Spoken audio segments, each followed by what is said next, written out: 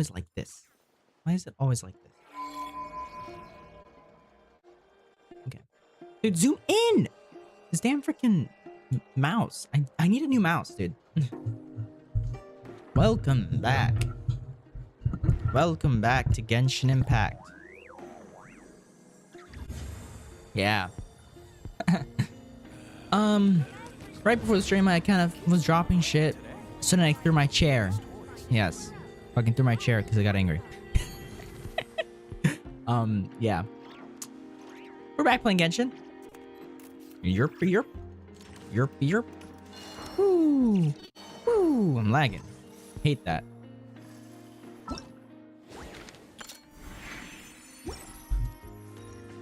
Turn that off. Why am I lagging so much? Crazy. Let me see if I can fix that by lowering some stuff here. Let me just go to the default, maybe? The anti-aliasing isn't the best. I don't know. I don't know. Well, I guess it's somewhat run smoother now. It's weird. I don't know. I don't know. It's just my Wi-Fi. I don't know why the Wi-Fi is acting like shit. Like, I have the same Wi-Fi that I had last time. I'm pretty sure. I have Spectrum. It's the same type of Wi-Fi that I had. Although I don't know how much is being paid here. But it's the same Wi-Fi that I've had before I moved. It's a different Wi-Fi, but it's the same like Wi-Fi provider. Spectrum. I don't know. I don't know. But I was exploring more of this area. As you can see, I have 50, 73, and 58. Yay! I just got 100% everything. This area is almost 100%. It's at 73, kind of. These are like halfway there. Oh, the Serenity Pot. Hold on. Let me go to the Serenity Pot real quick because I was planting some plants for Columbina. Over here. Look at these plants. I have one more. Yo. Okay. Let me claim this. This realm is Trust rank. Grab that. Lanyan's almost at level 10. I don't know what I can buy here. I can buy this. Buy this.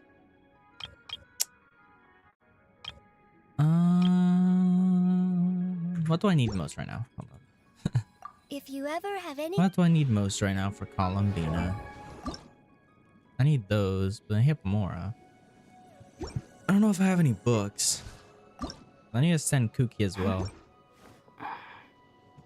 For Columbina, I do need to send her, but I need to farm this. But this is Dotore, but I don't want to fight Dotore yet until I, you know, actually unlock him. Or I can fight him, but like I haven't met him yet in the story. this realm is So what would be the best to get? I guess just this. No, I think I have everything at level 20 right now.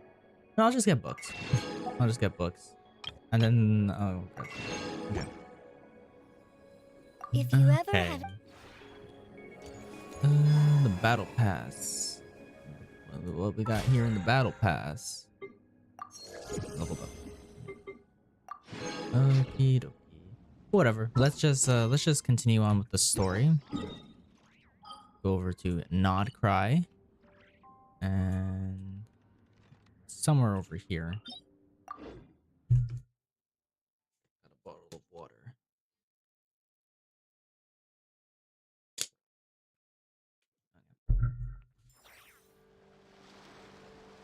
But yeah. I want to stream Fortnite at some point, but like I don't want to do it until I get money. I'm lagging.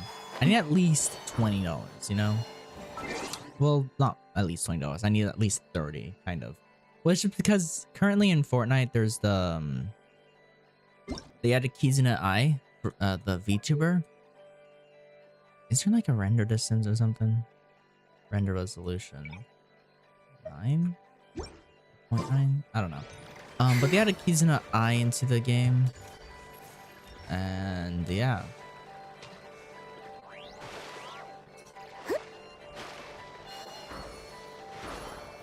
You can kind of jump on that, I think. It's kind of hard to do.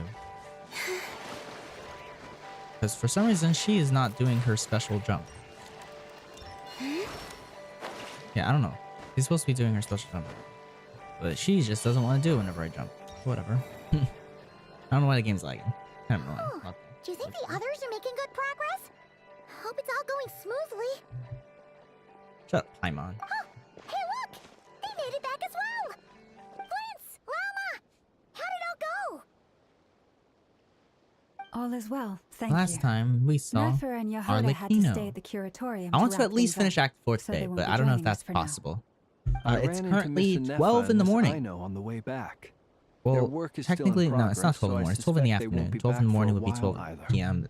Or You 12 seem a.m. It's currently rather 12 p.m. right now. cheerful today, Mr. Flint. Yeah. Cat, I no, certainly am. no, I no, achieved what I no, set out no. to do and Turn came around. away with more Turn than I around and go bargained that for. You have all that desk over there. You don't need to be right here. Fighting This desk is alone bigger can than my get other quite one. tedious, Plenty of space for you to be. but I had the good fortune to run into a pair of brave young warriors. We meet again. Albedo. How have you been? Get the fuck out of here, Albedo. What are you doing here? I'm guessing you're here to see Varka. That would be a natural assumption to make. It's also the correct one. These two need to courageously lent fix me a shop hand it. while I was fighting the wild hunt. When they told me they were Mm-hmm. Sir Varka's colleagues, it all made sense. And given how people of outstanding talent tend to cross paths, it's no wonder you're already acquainted. So, who's your travel buddy, Albedo?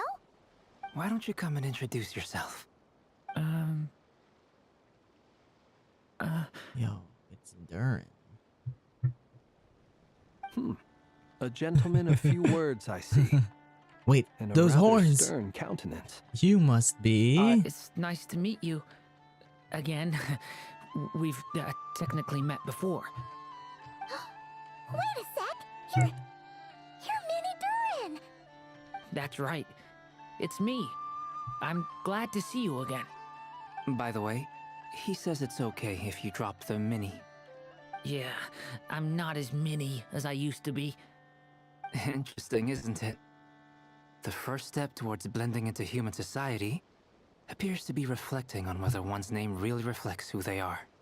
Wow! You look so different! In a good way, of course. It's great to see you looking so healthy. Thank you, Paimon.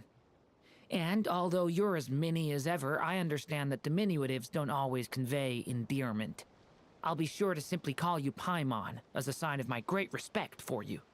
Wow! You're such a smooth talker now.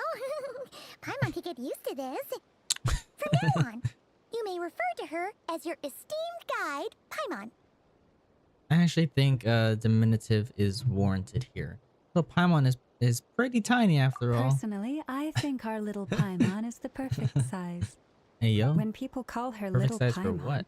it's just because she's so adorable that they can't help themselves. No, If she's that's not a sign of endearment, what is? not. She's short. You're absolutely right, Miss Lama.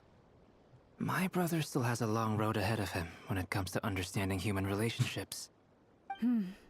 Anyway, speaking of long journeys, didn't Columbina, leave with you?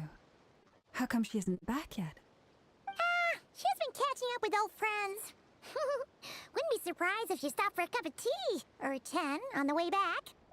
Uh-oh. People are talking about me. Hope it's nothing negative. She seems like she's in much better spirits after meeting her old colleagues. Judging from your expressions, I'm guessing it all went well? It's getting crowded here. I'll go grab some chairs. No need. This is a job for an alchemist. I'll whip some up momentarily. Thank you for your hospitality, ladies and gentlemen, but I was merely escorting my friends back. I'll be meeting Sandrone shortly, as we still have some things to discuss. It's been a pleasure, everyone. But this is where I'll say goodbye. We really appreciate your help. Thanks for standing by us. Come on, spare the formalities. I'm just glad I could help out some true friends. Uh-huh. I understand. Well, bye for now, Harlequino. Arlecchino. Oh, this place is hopping. It's probably a good thing one of us left. Otherwise, we might not fit all these people in. Are you saying we're about to run out of chairs? As a matter of fact, I am. Come on in and see for yourself. An elegy for Faded Moonlight. Act 4. There's still 2 more acts after this, by the way. I think, right? We're on Act 6? Or no. We're on Act 8. There's still 4 more acts after this, isn't there? Yeah. Fucking Danes lives here. I overheard your little chit-chat outside, by the way. With Miss Columbina's colleague gone, we should be back to the original crew plus the other colleagues I brought in. Though, it looks like we have another new face. Someone else managed to rope in a colleague too? He's probably here for us. Frankly, you and Paimon are the only people I know here. This here is Deansliff, colleague of Tibet's greatest guide, Paimon, and greatest adventurer, the Traveler. Well, not exactly colleagues, more sort of friends. When someone else jumps in to do the announcing, you know you're speaking to someone important. Let's hear what he has to say. Note to self. Once Paimon knows your name, the rest of the world will soon follow. When he comes looking for us, it's usually something important. Paimon's guessing you've heard about the Wild Hunt, then. From the looks of it, you're about to hold a meeting. If I were to say that the Wild Hunt is our mutual enemy, would that earn me a seat at the table? As the saying goes, the enemy of my enemy is my friend. Mr. Dainsliff, there's a seat with your name on it. Though, I can't promise the same for everyone else. Hey, Albedo, think you can rustle up a couple more chairs? After all this time apart, Grandmaster Varka's first order is to rustle up a couple more chairs. I've missed this. Is he being sarcastic? Hey, he's your brother. Why are you asking us? I've still got a lot to learn about the nuances of human conversation. Trying to decipher Albedo's way of speaking has been like jumping in at the deep end. Oh, good point. Paimon gets you now. Don't sweat it. There are people who go their whole lives without getting the hang of it. You're ahead of the game already. Expert in the art of encouragement. Thumbs up, bro. I wonder what's taking Nefer so long. Perhaps you should go and check in with her. If anyone can hurry her along, it's you. Nefer's jorking it to picture the llama. I just got back from the curatorium. Besides, aren't you curious to see what's taking her so long? Miss Nefer doesn't strike me as the type to share secrets. And since gathering intel is her Why are specialty, you looking at me like that, cat? I'm guessing she'd prefer to keep her methods confidential. Under such circumstances, would it not be tactless for me to impose? Oh, but it's fine for me to impose. What can I say? You have an unrivaled ability to garner people's affection, Miss Moonchanter. Besides, you have far more in common with her than I do. All right, then. Both gay. And she just walks away. Impressive. She barely fought back at all. I admire your powers of persuasion, my friend. As I'm sure Miss Lauma will realize soon enough, the trick in life is to always pitch in with other people's responsibilities so that you can be selective with your own. Another trick is to simply hide in the background. Spoken like a true sage. Anyway, looks like we've got some time to kill before the meeting. Let's take a little breather, folks. And feel free to chat amongst yourselves. We'll get down to business once the other two arrive. Hey, we're still missing Yehoda, though. Well, I guess it's, yeah, the other two, Yehoda and Nefer, but I thought you were like referring to Llama as well. Llama's not here, but I don't know. Hello, the damselette. You're both awfully quiet. Why don't I start us off with an icebreaker? Much obliged. Easy. Have There's no either of room you for you ever over had there. your You're portrait walking all over painted? my laptop. If Dude. not, I'd be glad to help. That sounds like a lovely idea. You know how to paint, then? I dabble occasionally. He's an excellent painter. Tables, chairs, people, dragons, you name it. He'll paint it for you. I'm flattered. If I ever get the chance, I'd like to give it a try myself. I'll bear that in mind. Anyway, how about you, Durin? What sort of portrait would you prefer? Oh, I'd be fine with anything. Whatever style feels best to you. Very well. Then I'll play it by ear. You can replicate any style I want? I can try. If you show me a sample, I'll do my best to match it. Thank you. In that case, I'll dig up some reference material for you. Okay. Yay. Yay. Dane. Is there something you'd like to say to me? You're a okay, I'm not gonna say For that. starters, why'd you just show up here without even giving us a heads up? If you think back to our previous interactions, you may recall that that's hardly out of character for me. Dainsleif is homies with Do Rächer, have bro. a point there. So of course he'd be here. Sorted out your accommodations yet? Yeah, you'll need to find somewhere to stay the night too, right? Want to tag along with us? You never know. We might get a group discount. Sure, let's do that. Great! Paimon will handle it. And in return, we can get Dainsleif to be our very own personal bodyguard. Paimon, you're thinking out loud again. If that's what you had in mind, you should have said so sooner. I'd be happy to help. Oh, okay then. Paimon was only kidding, but good to know. Anyway, since we're all here together, we might as well watch each other's backs. That's just what friends do, right? Indeed. Thank you.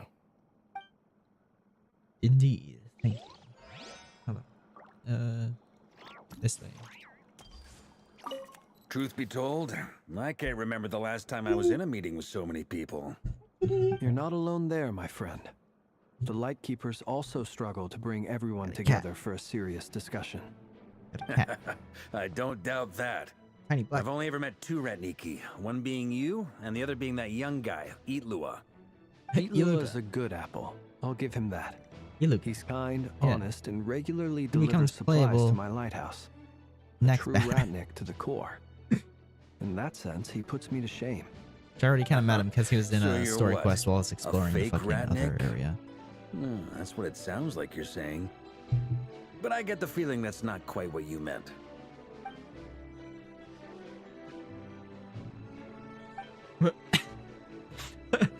Come on, why the awkward silence? Sorry. I'm not even gonna bother trying to hide it. You've known all along, haven't you, my friend?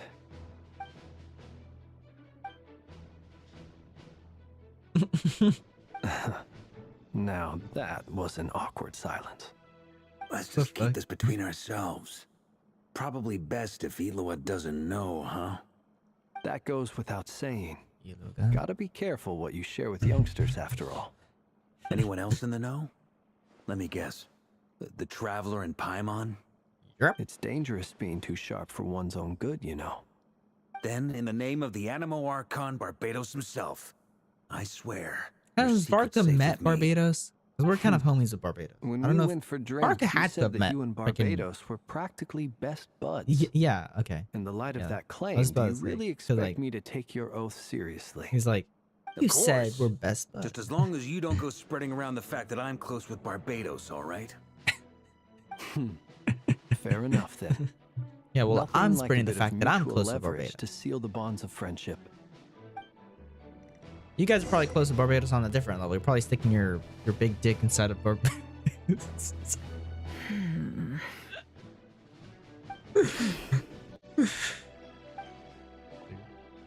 Hey, where's Yehuda? Oh. Ah, Miss Nefer. You made it after all. But what about Yehuda? Yeah. I'm here to give you an update on how things are going on our end. Once this is over, I'll be heading straight back to continue my work. I left Yehuda back at the Curatorium to watch over things while I'm gone. Huh. So much for just this once. Okay, the mouth is still moving. Not so loud! We're on a roll here. What if she remembers and suddenly decides to back out? Did you say something, Mr. Varka? Huh? I didn't say anything. Right, Flints? Must have been a frog. They get so noisy around here at nighttime. It's like they're putting on a concert in the background. Anyway, before we begin, there's a few introductions to make. Let me start by saying that it's an honor to be speaking before so many distinguished colleagues and collaborators. First up, we have Miss Lauma. As Moon Chanter, she's the leader of the Frost Moon Scions, a local religious community in Nodcry. Then there's Miss Nefer, boss of the Curatorium of Secrets, an intel gatherer extraordinaire. Nefer is leading the investigation into Rächer's background, assisted by Yehoda and Lauma. From the little I've heard, they're making some great progress. Over here, we have Mr. Flints, a Ratnik and guardian of the abandoned lighthouse. In our last operation, he courageously distracted the Wild Hunt to buy time for the rest of us. For those of you who've never met, this is Mr. Albedo, a renowned alchemist and captain of the Knights of Favonius investigation team.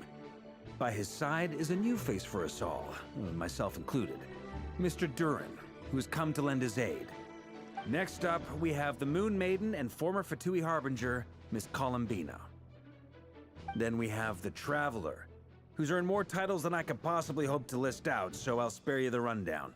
And Paimon, the ultimate travel companion and quite possibly the best guide in all of Tevat. Whoa! That's a lot of people. Great turnout.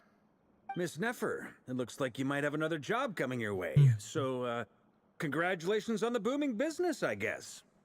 You think I haven't got enough on my hands as it is? Who's looking for me now? That would be me, Miss Nefer. I have a commission for you. And you are? Who I am doesn't matter right now. What does matter is that I'd like you to gather more intelligence about the Rächer of Solnari. Well, it's not as if we never take on anonymous commissions. But in your case, I'll have to decline. I'm gonna take a wild guess and say your job's probably more hassle than it's worth. Something about you seems like bad news. It's my eyes, isn't it? Khaenri'ah, I assume. And what's with the mask? Are you trying to hide your identity? Not really In doing any case, much the of a fact good that job. you're even still alive raises an awful lot of questions for me. My name is Dainsleif. And yes, I am from Khaenri'ah. As I'm sure you're aware, the Rächer of Solnari's real name is Rächer. He was once an acquaintance of mine. Really? Then you must have been quite an influential figure yourself. You flatter me, but none of that matters anymore. My point was simply to clarify why I have asked Miss Type in my Nefer to search bar. investigate Rächer's Whole bunch of background. slashes, dots, So 7 you're years both from 6 Khaenri'ah, or and it 7 sounds y like 6. you I used don't to know. be friends. Like What 6. am I missing here? Slash. Surely you already Then a lot of know brackets. how he Like what became the one heck, of the cat? 5 sinners. I'll tell you everything I know. The history of Khaenri'ah, the names and identities of the 5 sinners. I remember I want it to know all who the like it was 5 sinners yesterday. are. I have never spoken openly of this before. But the truth was exactly as people say. The 5 sinners were each driven by their own desires, and it was by playing upon these that the Abyss tempted them to their fall, tearing Khaenri'ah apart in the process. The visionary, Vedifenir, who wished to foretell the future. That guy. The wise, Haroptatir, who sought limitless knowledge. Vedifenir is his Gold, brother. Rhindaughter, who desired to create life. The foul, Surtologi, who pursued supreme strength. And last, but not least, Rächer of Solnari, Rächer, Ravager of the Moon. Of the 5, Rächer is the only one who remains a mystery to me. He never harbored grand ambitions, So what changed in the space of a single night? How did he come to fall like the others? In other words, Well, he had a you're wife, saying that and his I change came presume as a something shock happened to his you, wife. And you have no idea what actually happened? That's right. You mentioned how the Abyss tempted them, which led to their fall. But what did that look like in practice? And what other context can you give me about the events of that time? The more detail you can give me, the better. Strangely, now that it comes to it, I hardly know where to begin. The fateful night took place during the era of the Eclipse Dynasty. One day, my elder brother, the visionary, Vedifenir, was summoned to the palace by the Vinster King, only for the king to gouge out his eyes and cast him into the dungeons.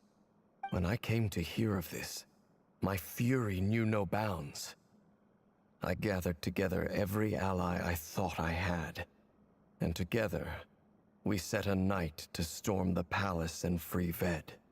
Centuries on, the memories of that night still haunt me, like a never-ending nightmare.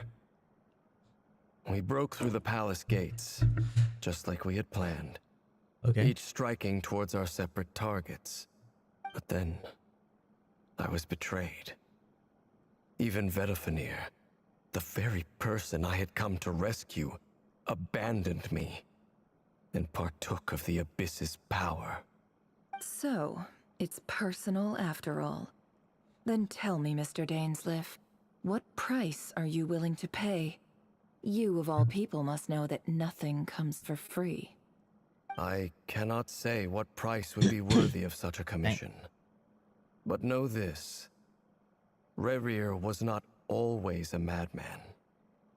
Believe it or not, there was a time when he was just an ordinary man, working for the Khaenri'ah intelligence service. Uncovering the truth of Rächer's past is the only way to unravel this mystery. But before you decide if you will accept my commission, I will tell you more about him.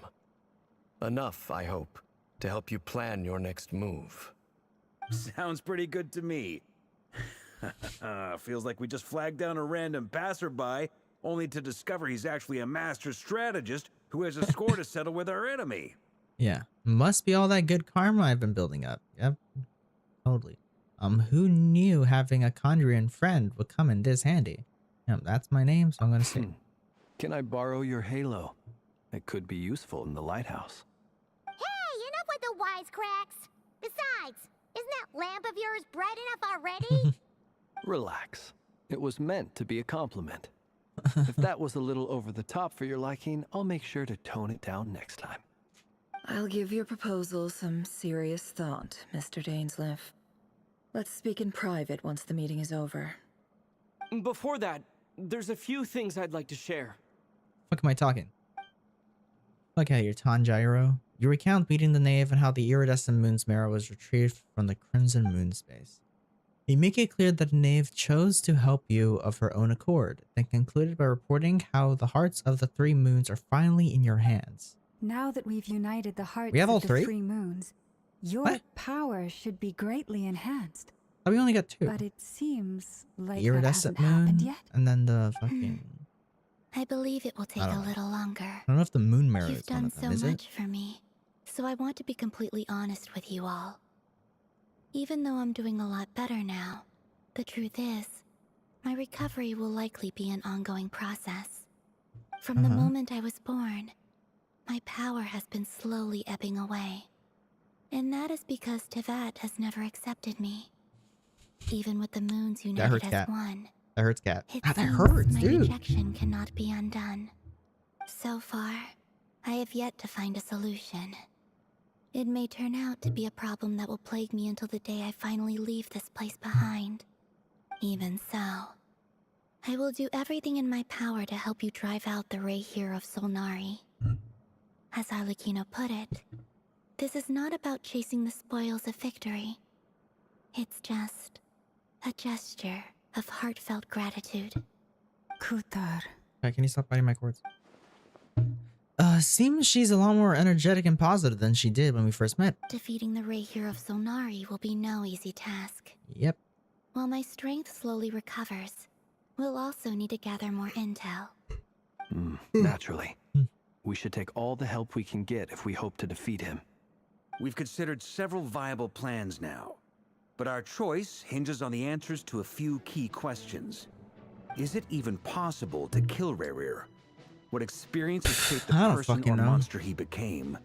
And what's he really after? You can't be immortal. Given Albedo's expertise in alchemy, I think we should leave him to try and answer the first of these questions. Bro thinks he's Aizen. Understood. As for the other two, I'm afraid we'll have to count on you again, Miss Nefer. Believe me when I say it's not my wish to burden you. But right now, relying on your skills is our only option. So you're placing all your hopes on me, huh? We can't thank you enough for agreeing to help us. Honestly, I can hardly believe how lucky we are. You sure have a talent for changing your tune, Miss Moonchanter. Timid like Yehoda one moment, then flinches insincere flattery the next. Ladies, please. I must object to your portrayal of me. That's all. Feel free to keep bickering. Just pretend I'm not here. I almost don't want to leave this room. I'm curious to see how this plays out. I have faith in you, Miss Nefer. Something tells me you'll stand by us until the very end. Oh? And what makes you so sure of that? What if I suddenly decide that my compensation There's a whole lot is of gay insufficient? energy in this room, guys. This isn't about the money. I can sense that you've got a deep-seated distaste for Rächer. And knowing you, that alone is motive enough. Look at them getting along so well. Like two peas in a pod. And I'm the one they accuse of insincere flattery. There is no justice. Miss Lauma, you have to understand something. Unlike you, I don't actually enjoy having everyone's hopes on my shoulders. Is that right? Well, maybe the fact that I'm willing to put my hopes in other people says more about me than you. But the fact is, I also trust you. And that's because I know that you're someone we can count on. Anyway, we've got our plan, so let's get moving. Yeah. Mr. Dainsleif, let's talk. And Traveler, once we're finished, if you've nothing else planned, I'd like you to come with me. This whole experience is teaching me a lot. For instance, I now know that when other issues come up in the future, I'll have far more luck getting Lauma to convince Miss Nefer than trying to do it myself. Hate to say it, friend, but that's one of the funniest things I've heard in a while. Why? You think I've got it wrong? Quite the opposite. But what makes it so hilarious is how long it's taken you to realize. Nefer and Dainsleif converse intently for quite some time.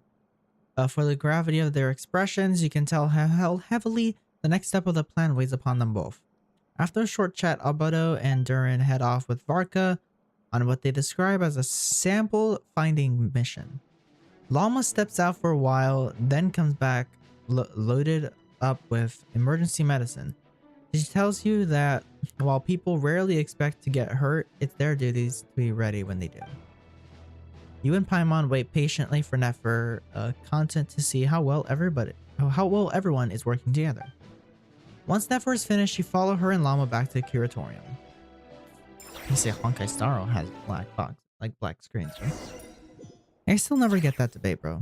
Every time Honkai Star gets slandered, they always bring up the black screens with white text. Genshin Impact has it almost just as bad. And Zenless has literally nothing. It's just a visual novel.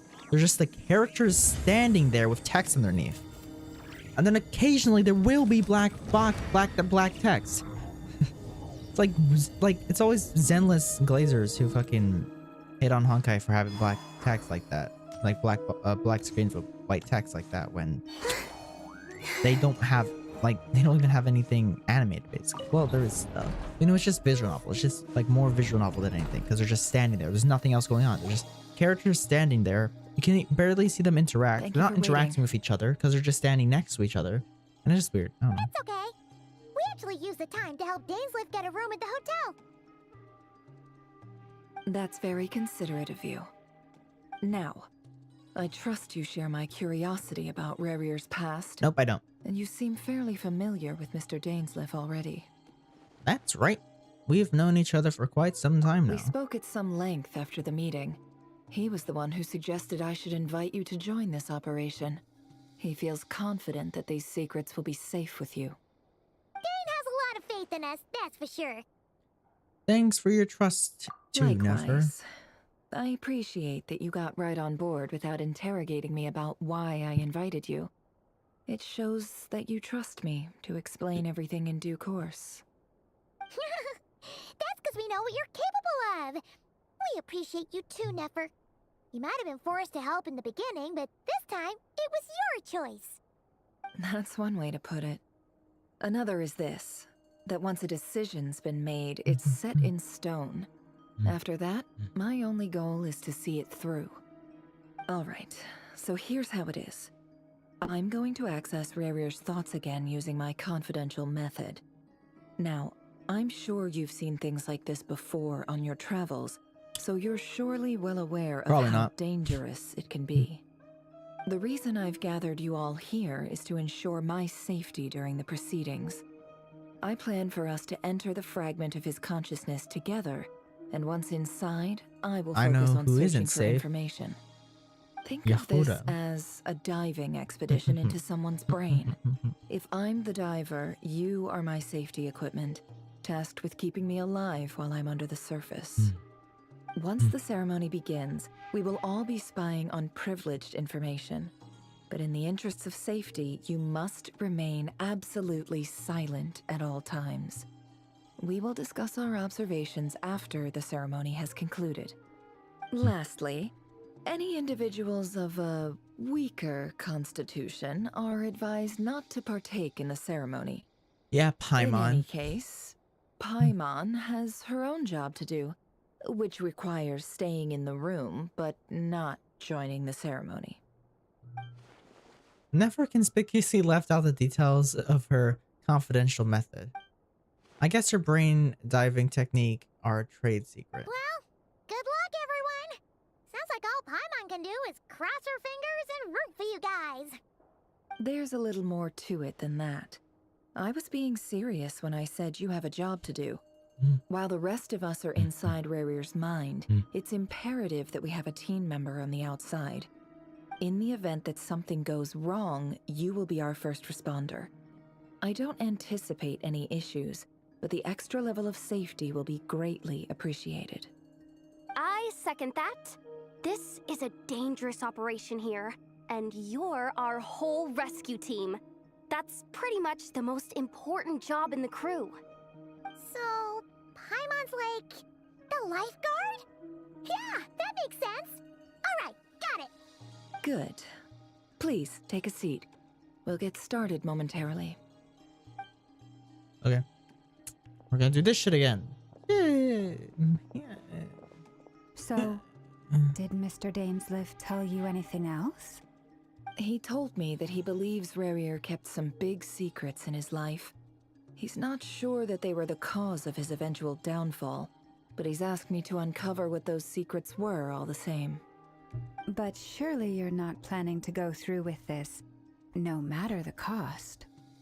If you think that, you'd be What's overestimating Yehuda doing, me. bro? I'm a businesswoman, not What a the mercenary. fuck is she doing back there? But I do have my own professional She lighting the reasons candles? for taking this job. I guess, but you kind of You missed think one. I'd turn down the opportunity to get a first-hand glimpse into Now she's in the Khaenri'ah corner history? doing something. No chance. Well, as long as you don't let morbid curiosity get in the way of safety concerns, we're good. We'll do whatever we can to help you.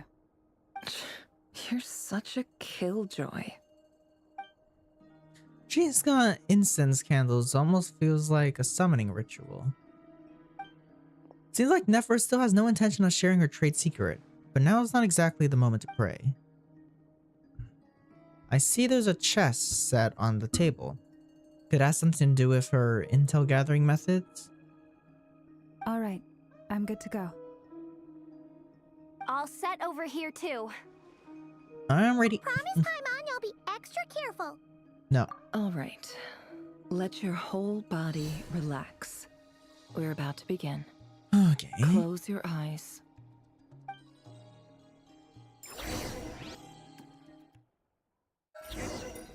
What happened? What happened? I can't see anything. Phew. Could this be his office?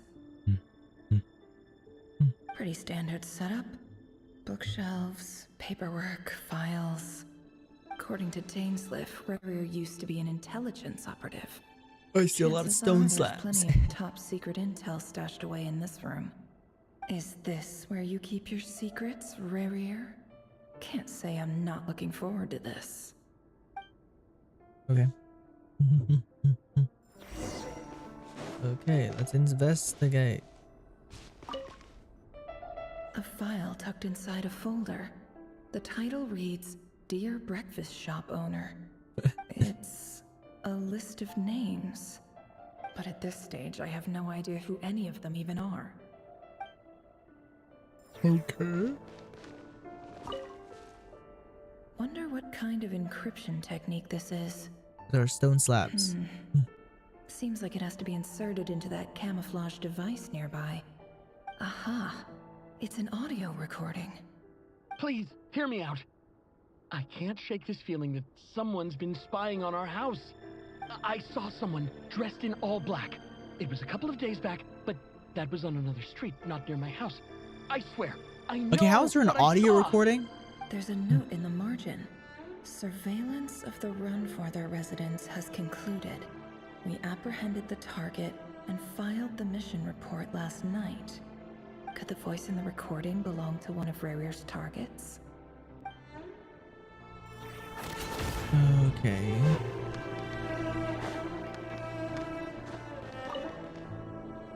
Bookshelves full of documents.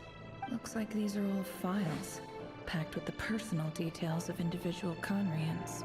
The Crimson Moon dynasty preceded the eclipse.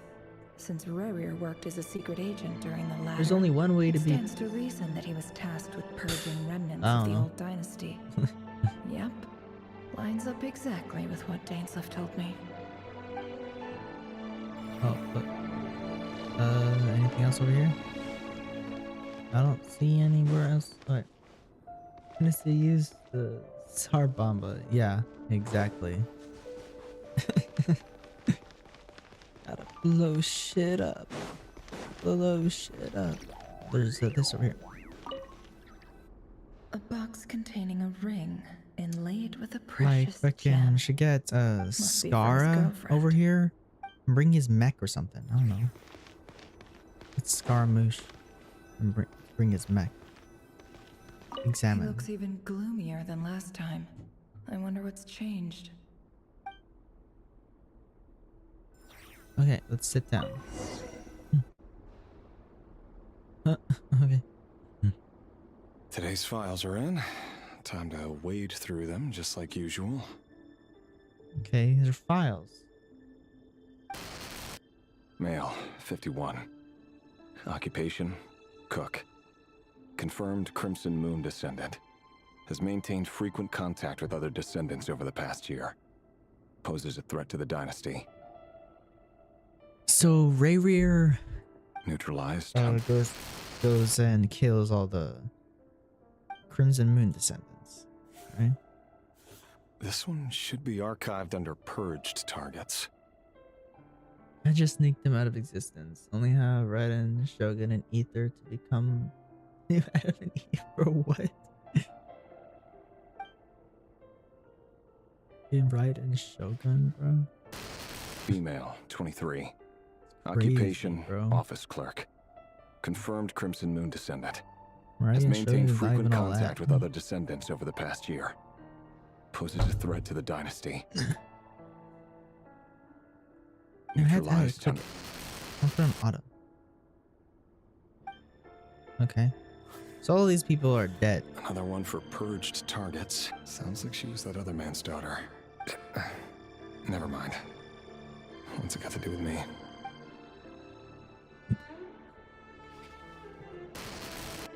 Male, 40. Occupation, teacher.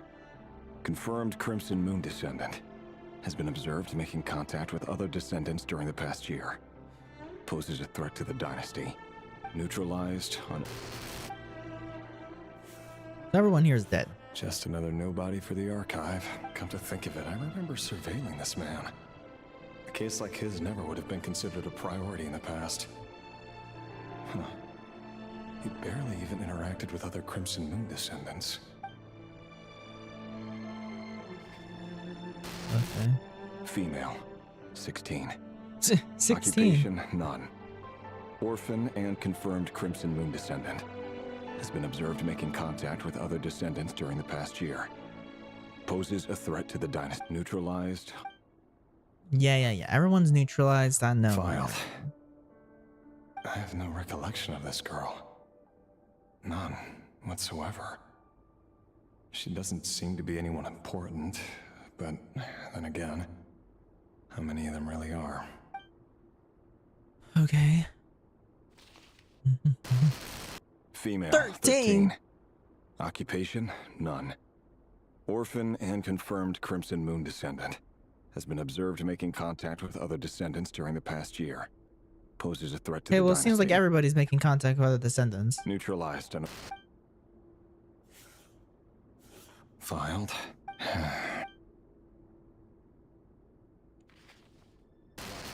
11? Male, 11. Just getting younger. Occupation, none. 16, Orphan 13, now and confirmed 11? Crimson Moon descendant. Has not been observed I guess making any contact with other descendants during the past year. because they were all fucking like Poses a orphans threat and to they're the all hanging out dynasty. and shit because they're all kids. Like, bro, what the fuck is this shit? Neutralized and... What about that kid that interacted with Rächer's wife? 6?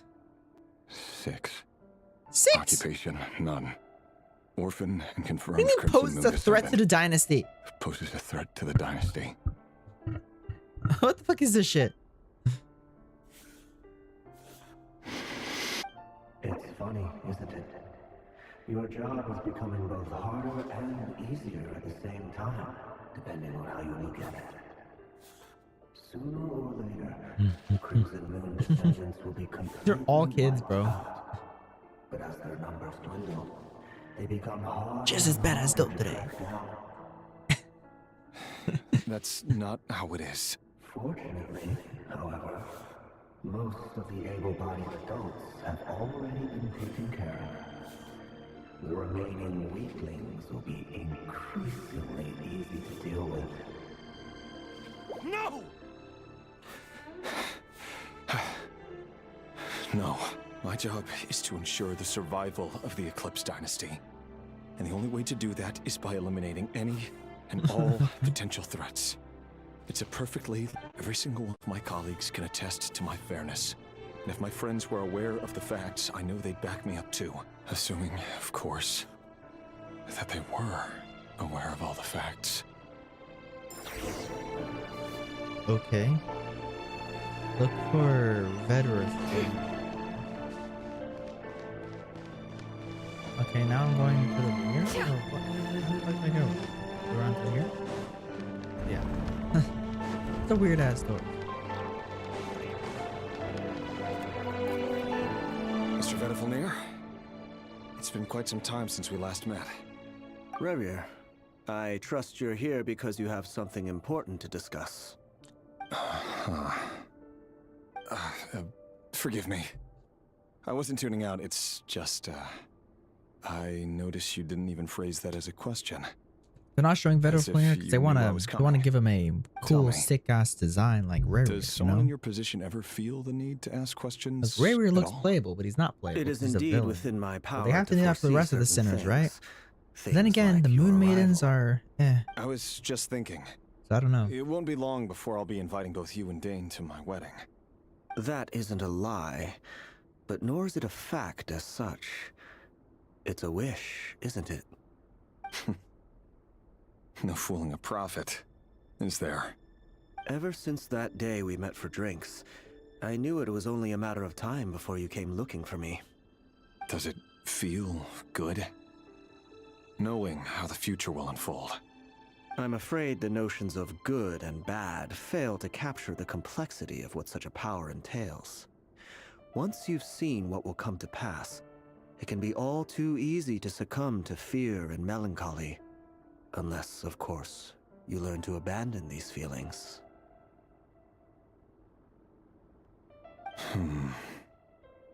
You fear my silence, and long to hear the words I left unspoken that day.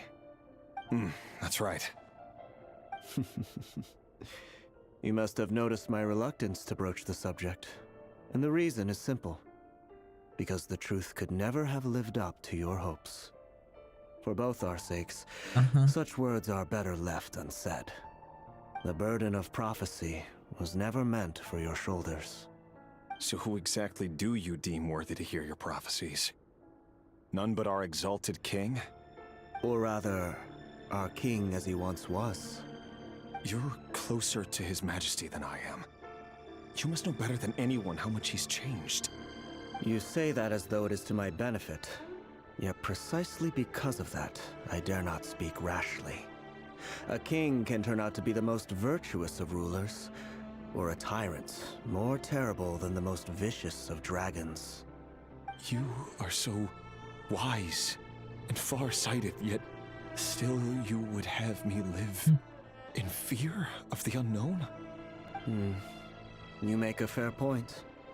Especially given my silence alone was all it took to send you spiraling downwards. Very well then. Let me offer you some advice. And I say this not as a prophet or a visionary, but simply as the brother of your friend.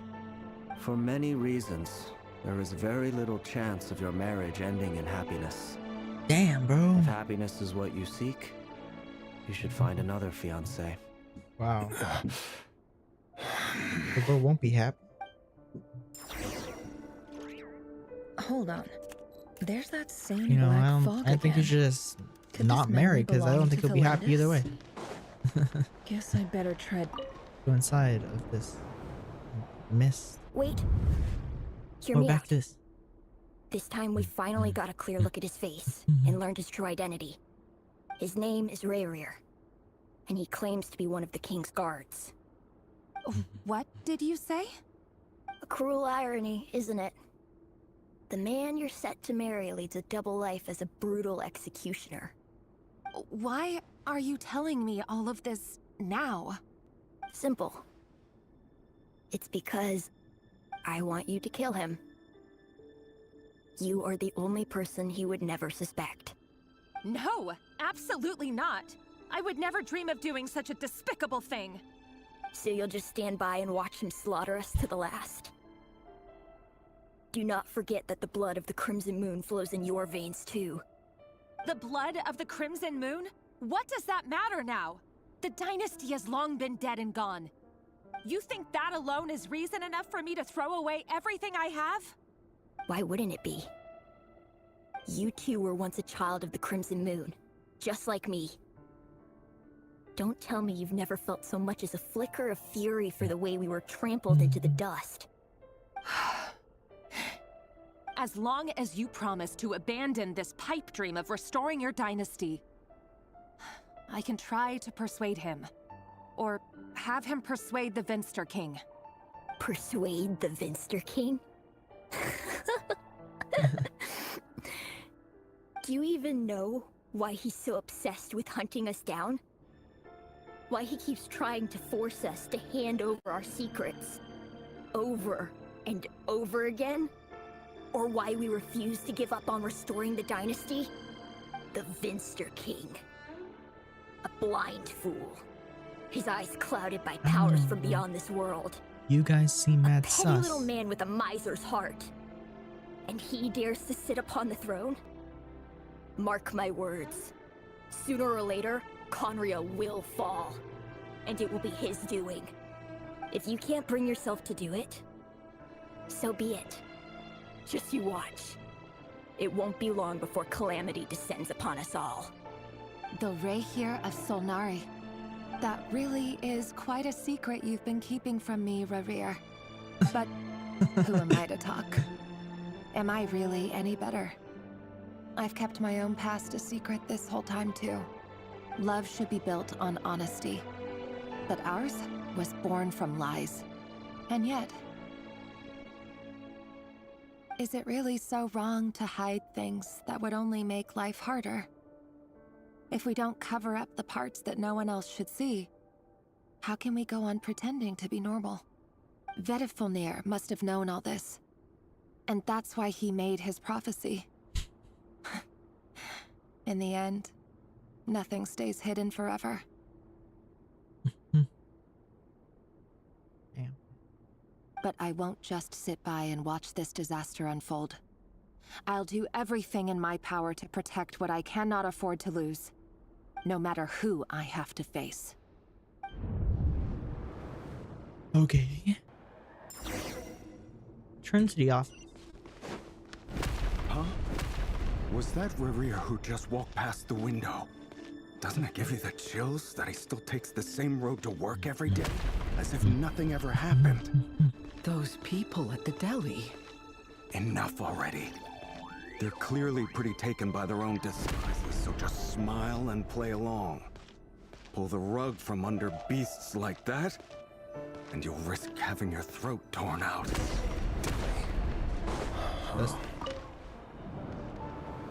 But surely you can see he's not the man he pretends to be. So many have died already, and they say that we're not going to survive this, are we? But why does it have to be this way? Do we really deserve to die just because of the blood that runs through our veins? Yeah. Are you even listening? Sorry, Rächer. My mind was off wandering. I heard you, though. You're talking about what Rächer said. He's just following the king's orders. He's a secret agent, and it's his job to hunt down rebels and dissidents. By the time you first met him, he'd already taken lives. Maybe he was using you from the very beginning. No. Rächer has no idea I have anything to do with the Crimson Moon. My family are only distant relatives of the main lineage, and besides, my eyes are perfectly ordinary. Truth be told, apart from my teacher, pretty much no one knows I have any connection to any of it. It's been a long time since my family severed ties. But as Orlog said, who could possibly Man, talk fuck sense into Orlog. that raving lunatic of a king? No one. Fuck you while you're at it. I'll work something out. Trust me, I'm with Get you these all. fucking. But for now, I don't know you need to keep what yourselves kind hidden. of Don't like let these anyone find you, sentence. anyone at I don't know all. if there's like a racial Don't slur you forget can that say towards Rächer them. is an Eclipse operative. You need to be extra careful when he's around. And when I am too. For now, don't come looking for me. And if anything happens to me, just act like we've never met. If even you can't escape this, what hope do the rest of us have? But after all this time together, surely he wouldn't lay a hand on you. I won't speak in his defense, nor can I give you a clear answer to that question. But I'll do everything I can to put an end to this. Here, hold on to this. If an opportunity to escape presents itself, take it. You'll be glad you took some spare change. You called that change? But what about you? Here were 5,000. I've got a job, and there's still money coming in. Yeah. But you can't go anywhere right now. 5,000 Please think euros. about yourself for 5,000 once. mora, which is nothing in the world of Tibet. But the average pay is one mora, so we're like freaking rich right now or something. I don't know. I thought we were supposed to go back to the office. Why are we going over here now? Another day, another round of assassination training. Training ground is just beyond this hidden passageway. When you kill a person, doesn't it follow you end up covered in their blood? Why would it? What? Make sure you have a firm grip on the handle, and choose your angle well. Keep your movements light and brisk. And the prey won't sense a thing. Bro. How about no one's ever died a quiet death as yours? I work clean. No traces.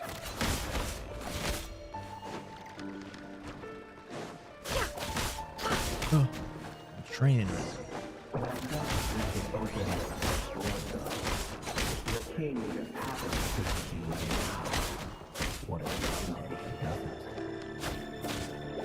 That won't happen.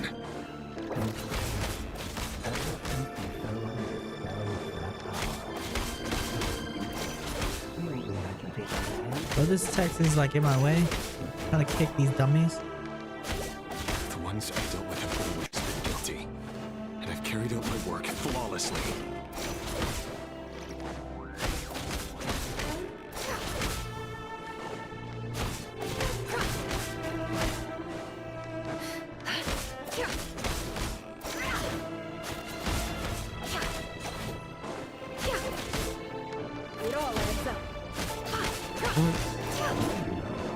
Oh crap.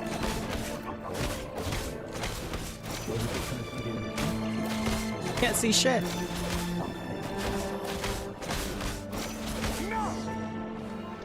Oh man. Look at all the kids.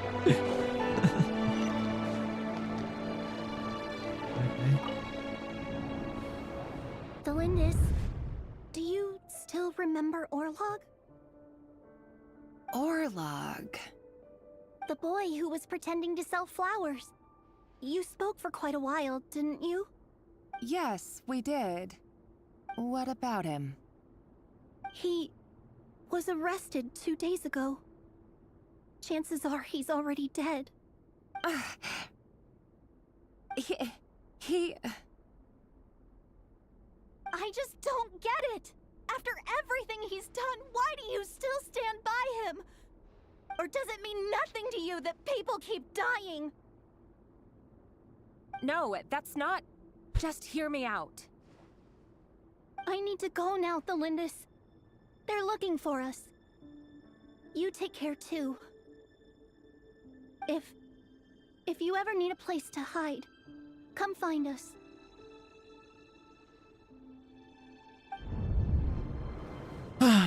Okay.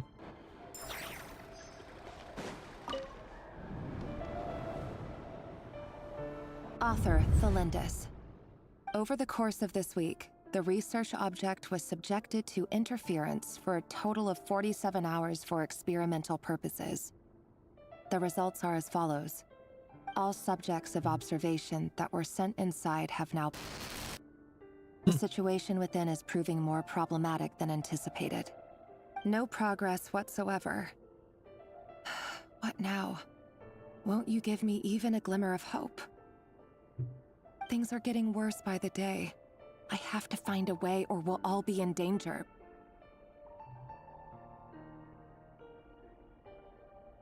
But I... If all this research comes to nothing, what then? Sooner or later, it'll be my neck on the line. But could he really bring himself to kill me? No. Surely he wouldn't have the heart.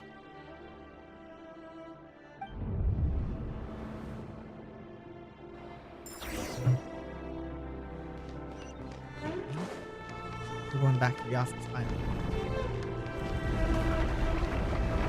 Okay, what the fuck going on? Why won't you just let us go? We don't even know each other. All we want is to live ordinary, peaceful lives. You want to live? Okay, well I don't think I'm supposed to be over here. I don't know how I got over here. Yes. I don't know how I got over here. We just want to go on living. Is that really such an unforgivable crime?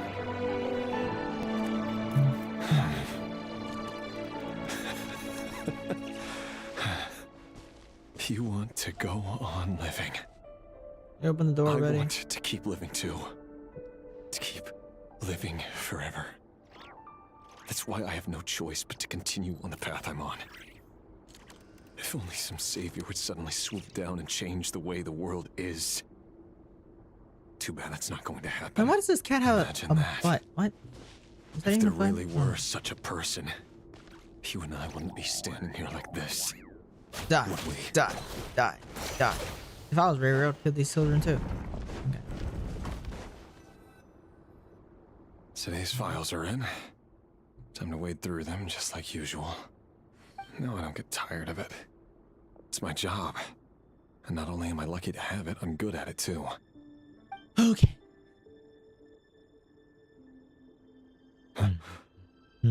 Wait. That's... Thalindis? No. No. No! Why? But you bear no mark of the Crimson Moon. How could you possibly have anything to do with them? It cannot be! A diluted bloodline. Carefully concealed. I see it now. You've been living in the shadows just like me. What a fool I've been. Numbing myself with talk of justice. Even imagining my friends would back me up. But in the end, Irminsul. Finster King! How far are you going to take this? From the direct bloodline to secondary offshoots? And then what? Today it's the descendants of the Crimson Moon. Who will it be tomorrow? Will you not rest until everyone down here is dead? No. This cannot go on. This is where it ends.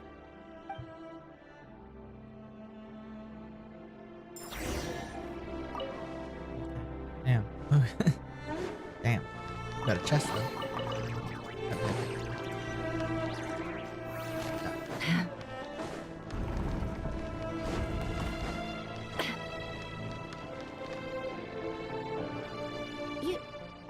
You're really letting me go?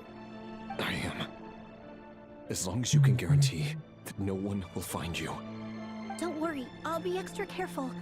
No one will know I was here. But what about you? Me? If you let me go, you won't be able to complete your mission, will you? Good point. In that case, maybe you should stay. No, please!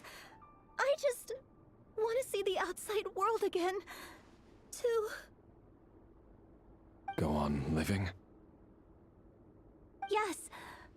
I know you're a man of your word. So please, just let me go. If I let you leave, what will become of me? Just kidding. Go, now. But remember, don't let anyone know you were caught. We'll be seeing each other again very soon if you do.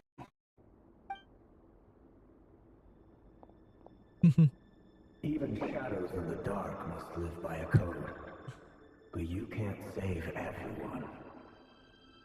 You've been whispering in my ear for days now, Vedifalnir. What are you trying to do? Break me down? I only say this because you long for an answer to your problems. Let her go, Rächer, or you risk losing everything. I will not abandon Thalindis. Then you'll need a little more vigilance and a lot more power. The world is changing, Rächer. Keep your eyes peeled for your moment of opportunity. That voice used to be so unclear. But now I know exactly whose it is. It's Vedifalnir. He won't tell me how to actually resolve any of this, but he keeps trying to manipulate me like a puppet. What's his game? Before I started streaming, I was originally planning on then, just sitting down and watching what will anime this moment on the of couch. opportunity look like? Because we set up the living room now, which the living room's not fully set up yet. He's like a ghost. We just brought in the couch. Disturbing me when They're still I'm on moving edge with stuff no answer from my mom's old most. apartment. So, All my the stuff is here because I didn't have Eclipse much. Dynasty I had a was room purging. full of shit. Well, But my mom is like massacring the currently descendants renting of the 2 Crimson apartments right Moon. now because my And it sister and seems like stuff. it was all connected But to we the moved the Vinster couch into the King's living room. research. We The brought king's in obsession with abyssal a power left the shelf from future like of this little small Khaenri'ah table, hanging in the balance. and we put my TV on No top of it wonder for now every aspect because of mom's Rarier's leaving the life was big, so like our big living unstable. room TV over there for now. And it looks like this Thelindis, Rarier's would-be fiance, herself belonged Apartment to a is sub-branch cleaned of the together. Crimson Moon Dynasty's I descendants. cleaned it last week. It almost defies belief that a couple like them could hide the truth from each other for so long. If the Vinster King hadn't intervened in such a drastic way, they might have gone on deceiving each other for the rest of their lives. And why does Vedderfenir, Daneslif's older brother, keep talking in Rarier's head? This guy kept more secrets than I ever imagined. The human mind Maybe is the like a king vast found out desert of Vedderfenir is shifting doing all this sands. shit, so that's why he got When her. you follow the flow of someone's memories, you only ever see the parts they're willing to let surface. Time for something a bit more creative.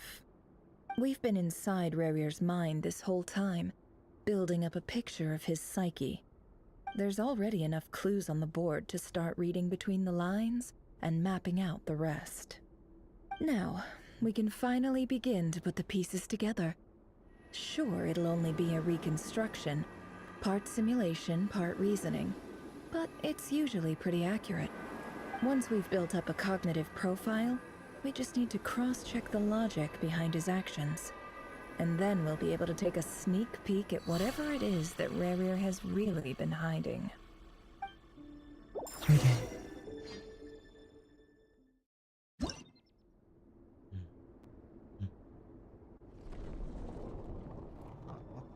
This shit, I low-key don't understand this shit because, like, my brother, like I mentioned last time that my brother, he already played through the story. Well, at least up to this act. He played up to this act, and he did this. And shit, it's just confusing. The looks of it. Moving pieces consumes action points. When all your action points are used up, you'll be returned to the previous save point. When a piece moves to a square with this marking, you'll gain the corresponding number of action points. This square will also become the latest save point. Okay. So we're supposed to get to the end, but I think I actually know how to do that.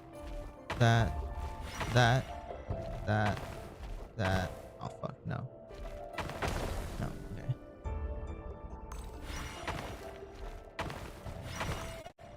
Oh, I think I know. Or no, I don't. Fuck. Oh no, I think I know. Yeah, I know. Fuck. There we go. There we go. Hey, Rächer!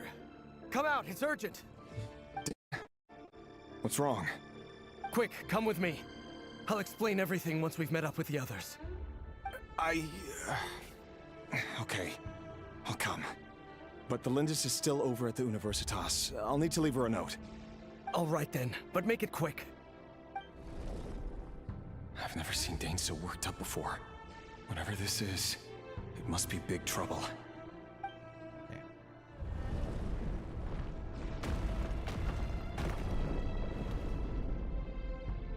Okay, well that's not. Make use of movement squares to move pieces to the marked direction. Moving this way does not consume action points.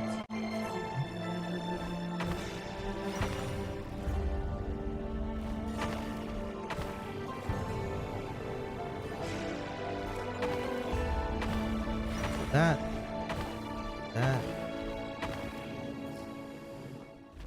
Fuck. Shit. I messed up there. What the fuck? Movement's very confusing.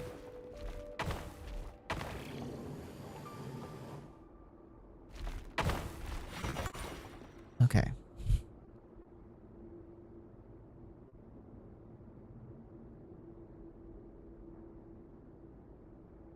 Well, this is a nice change, Reindotter. meeting you all at this hour. When men and women of ambition can speak face to face in broad daylight, I say that's a big step forward for our There's dear Reindotter Khaenri'ah. again. Don't be ridiculous. We do not fear the day. Why would we seek refuge in the night? You might ask your blade that same question. I'm told it prefers the cover of darkness. The word on the street is that Sertologi only strikes when he has an unfair advantage. But that is patently false. I see you're missing an arm and a leg. Surely only a fair fight could explain that. If this is your way of offering me replacement limbs, believe me, I'll take them. Oh, we can certainly discuss that. With bioalchemy, The way he says it. anything Believe is me, I'll possible. take. Assuming I have your full support in my research. Lunatic. Robtatir, what brings you here? Why, Dainsleif, of course. He invited me. And Rob. Please, cast aside your apprehensions, Miss Rhindaughter. Whatever the rumors may say, I am but a humble servant of the king, and I can assure you he affords me no greater convenience than he does you. Well, the Universitas Magistrorum won't stop fawning over you. So at least some of the rumors must be true.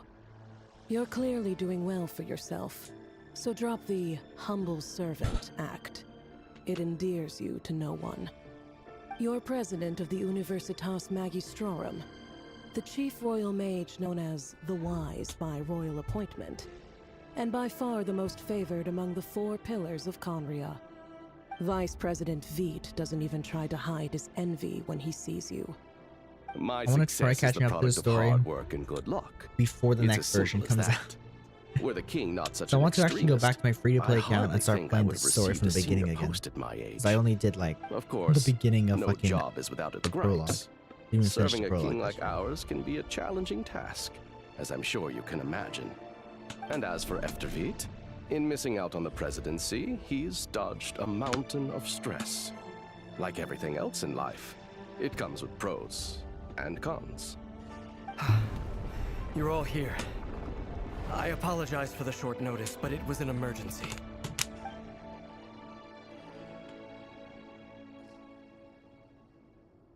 You must be Rächer. Mr. Sertologi. Yes, I handled your case file during your sentencing. Nothing personal, of course. I'm pleasantly surprised that you remember me. You're clearly a person of substance if you've been invited here. But Dainsleif, you'd better have a very good reason for convening this little gathering. It's my brother, Vedofenir. After he spoke at the court this morning, the king was so infuriated by his words that he had him blinded in both eyes and thrown in prison. Vedofenir in prison? Strange. I thought the king trusted him and Hraptatir more than anyone else in the world. Does this mean the king's circle of trust just got even smaller? It has nothing to do with trust. It's about what the king wants, which is as clear as day to anyone paying attention. I simply appease him, because it's in the best interests of the Universitas Magistrorum. And also because you're slimy. Vedofenir, perhaps less so. But still, a visionless visionary? It rather inclines me to think that qualifications are not what get you ahead in Khaenri'ah. Do you honestly think this is an important discussion to be having right now? Dane, what are you planning to do? Rescue Vedofenir, I assume. Correct. It will mean storming the palace by force. Tonight. I need all of you on my side. That's far too dangerous. And don't forget, Dainsleif, you're captain of the Royal Guard. You swore an oath to the throne. Hmm? You've been planning this for a while, haven't you? No desire to commit treason. But whatever critique the king may have of Vedofenir, disfiguring your most loyal subject for putting the best interests of his court and nation first, this is not the conduct of a wise ruler. My blade will force the king to see the error of his ways. So, Vedofenir's prophecy enraged the king. I'm sure it wasn't what he wanted to hear, but if he won't take counsel even from the visionary, that is deeply troubling news.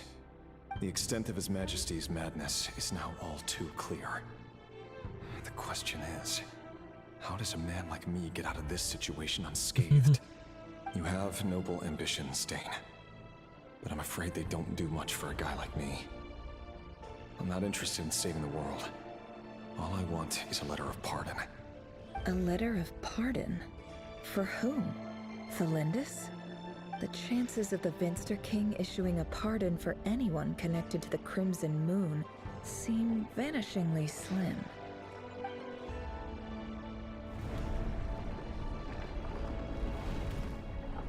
We're doing this. This black fog over the board must have some connection to Thelindis. But why is it taking this form? Does it have something to do with Rächer's past? Another mystery I'll need to unravel. Okay. Consume the marked number of action points to defeat your opponent pieces. Your pieces will only attack when they have more action points. They need to defeat your opponent's pieces. Okay. That's stupid. Go up there.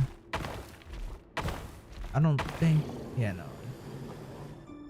Can't do that.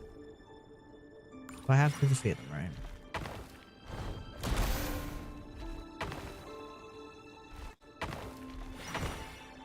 Okay. Forward, there. There. Fuck. Why'd you go? What the fuck? Why are you moving like that? You're supposed to move back, stupid. Defeat you. Go up 2 times. Down 1, 2. 1, 2, 3, 4, 5. 1, 3, and then bang. Okay. Made it. Author Thelindis. Over the course of this week, the research object was subjected to interference for a total of 60 hours for experimental purposes. The results are as follows. Research dating back to the Crimson Moon Dynasty has established 2 points regarding moon marrow. Firstly, its origins have something to do with a god's power. Secondly, it serves as a portal to an as-yet indeterminate location. Moon marrow can thus be defined as a spatial gateway. However, there are a number of hurdles to overcome before we can answer the question of where it leads to. To start with, opening the gateway requires a specific power source, which the relevant literature indicates an enormous amount of power is then required to keep the gate open. Currently, the total power output of our instruments remains in the single digits. To make matters worse, I am now the only staff member remaining in the Moon Marrow Lab. The Universitas Magistrorum recently decided to move most of its personnel into abyssal energy research, which has stymied all Crimson Moon-related projects. This is not a wise move. I have always maintained that placing all our hopes in a single source of power is risky, especially one as poorly understood as this. As well as making ourselves overly reliant on a single resource, we are neglecting other promising technologies. I apologize if this comes across as disrespectful. But as a Moon Marrow researcher, I desperately want to see the world beyond the gateway. If we really made it there one day, what would we find? And how would we go about taming the unknown? My imagination is endlessly fueled by questions such as these. Okay.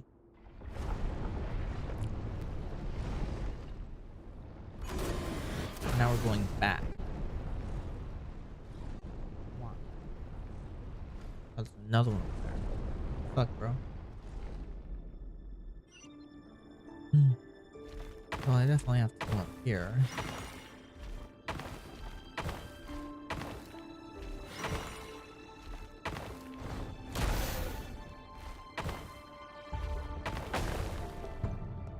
Okay, good thing you go back.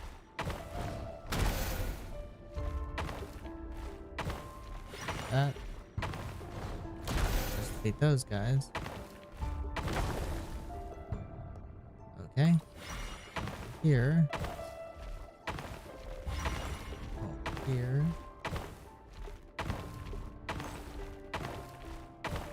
Yeah. And move on. There we go. There we go. This is for you. I heard you're gonna leave the city with your parents. The Lindis. Did you hear about what happened? I've heard nothing.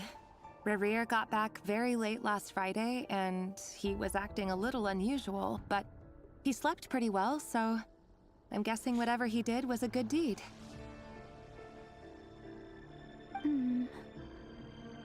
You never saw him, and I don't know what he did. And this conversation never happened. You understand? What if he finds out that you pried into his secrets? Don't be silly. I don't know what secrets he does or doesn't have. All I know is he's just a normal guy who happens to run some errands for the king. Are you scared of him? I don't know. The Rächer I know doesn't match the person you all describe. Logically, I should be scared of him. And yet, I don't want to lose him.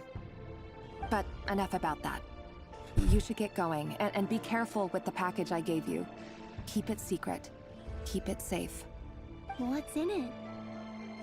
A piece of the moon. All you need to know is that as long as you keep it safe, then in the future, everyone will be able to see a red moon. A red moon? You mean our moon? That's right. Our moon. Promise me you'll look after it. I promise, the Lindis.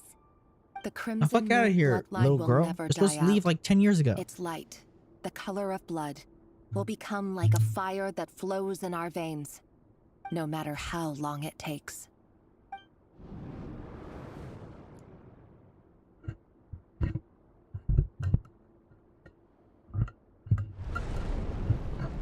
Yay, more.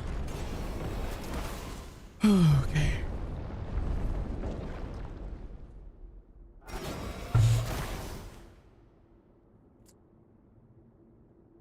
Okay.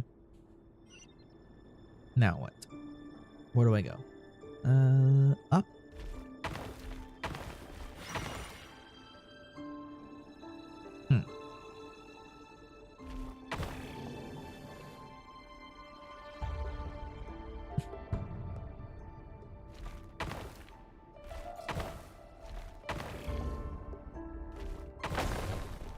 Okay, well, I can't go there. They can't get enough action points. Okay, well, that's stupid. I have to go around them then. I went the wrong fucking way. God damn it.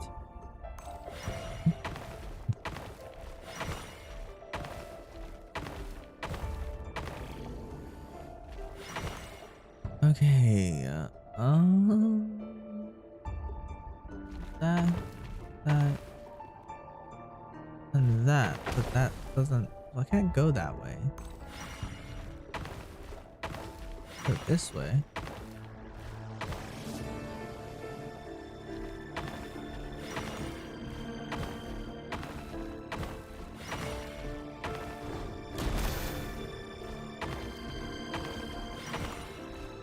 Okay, well, this seems like the only right way.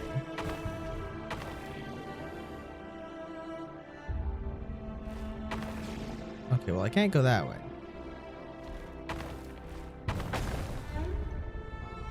What the hell? I guess I gotta go around.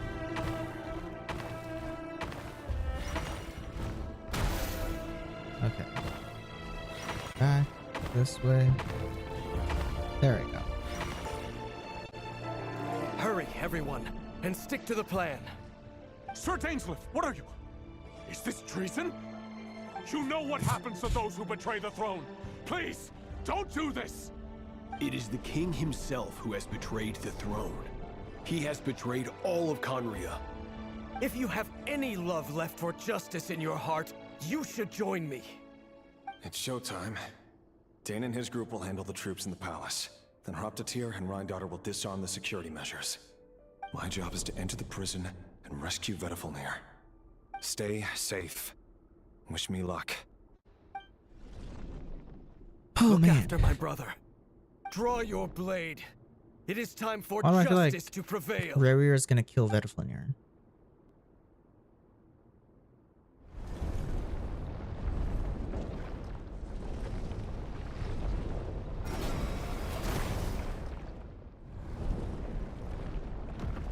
Holy fuck, bro. Huh. That's way too much.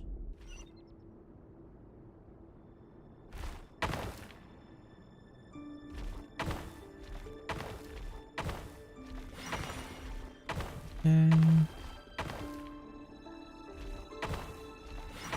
That.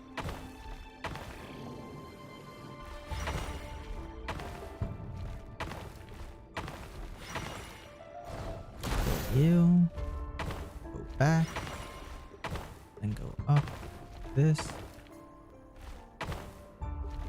take that. Fuck. What? Why did I not get it?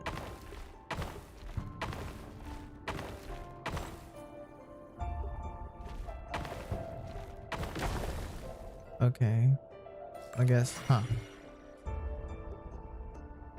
Oh, go this way. There we go. Okay, I was moving down. I was moving down there, bro. So what the fuck was that? There we go. Go this way. And then I'll just kill myself there. Okay. That. Bam. Okay. Made it. This place is filthy. And the smell is abominable. Clearly, the king doesn't allow his prisoners a single shred of dignity. This is dire. Found you. Hello, Mr. Vedflunir. It's you. Surprised? Oh, wait. I guess surprise isn't an emotion that prophets feel very often. I certainly felt some surprise in the moment when I was blinded. Surprise at the king's sheer ignorance. Surprise at just how unfairly this world responds to words of earnest remonstration. I'm curious. What did you prophesize this time? It wasn't a prophecy. It was a word of warning. Someone had to say it. The king has forsaken all reason in pursuit of his obsessions.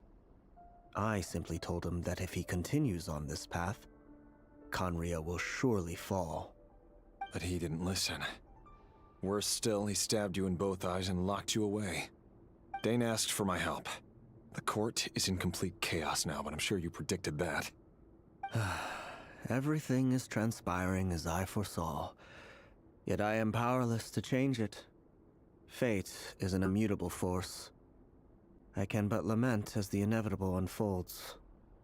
I do wonder whether giving a man the power to see the future does nothing more for him than slowly crush his spirit. Forgive my curtness, Vedflunir, but the king did not suddenly turn on you today. His suspicions have been brewing for a long time.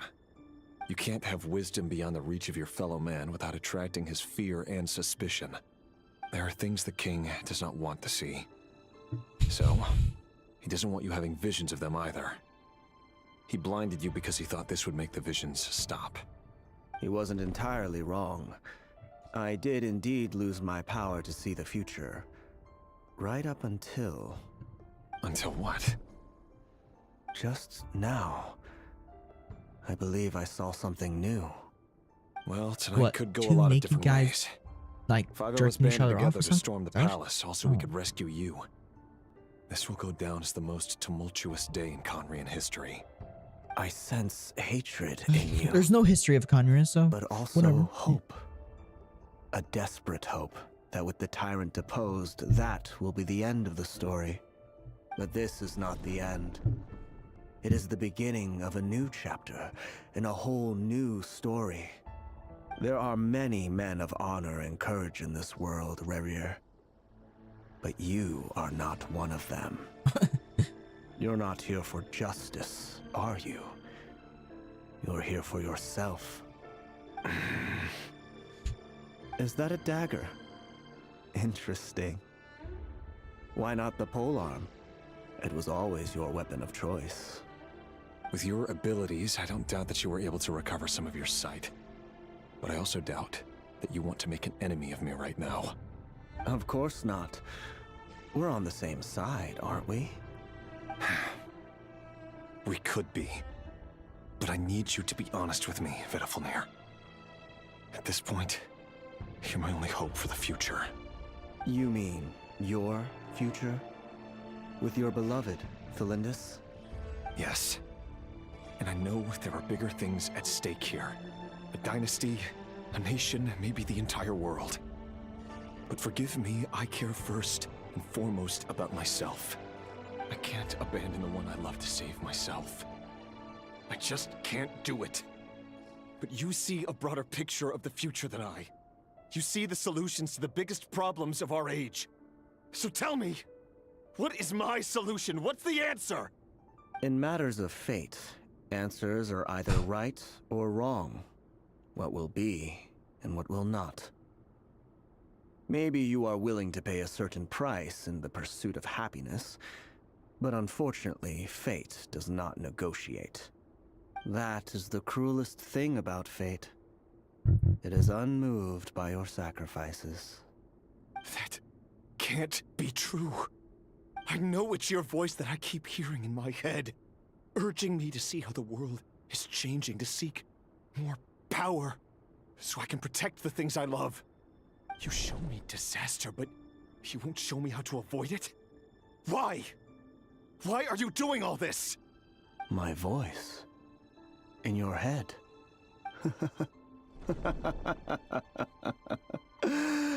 So, you hear it too.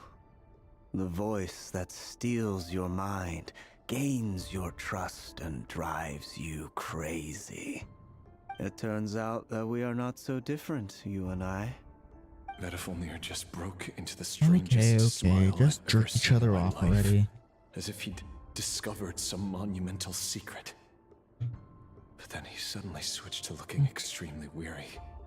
Very well then. My advice to you is as follows. You must persevere. Whatever trials and tribulations you may face, be steadfast in the belief that they are your path to the future. For as long as you live, your story with Thalindis shall not come to an end. That is the only chance you have of fighting back against fate. It is up to you whether you believe my words. Regardless, that is all I will say on the matter. I have no right to intervene any further. I will hold you to your word. Thank you for setting me free. In return, I will tell you one more thing that you cannot afford to ignore. Just then, a strange wave of energy rippled through the city. We had no idea what it could mean. If I were you, I would head to the Universitas Magistrorum. The Universitas? Oh no! I'm sure we'll be seeing each other again very soon, Rächer. Whatever Vedafilnir said, I didn't catch it. I didn't even help him out of the prison. There was no time to lose. Okay. Recommend who the fuck is puzzle again? No? Okay, good. Chest!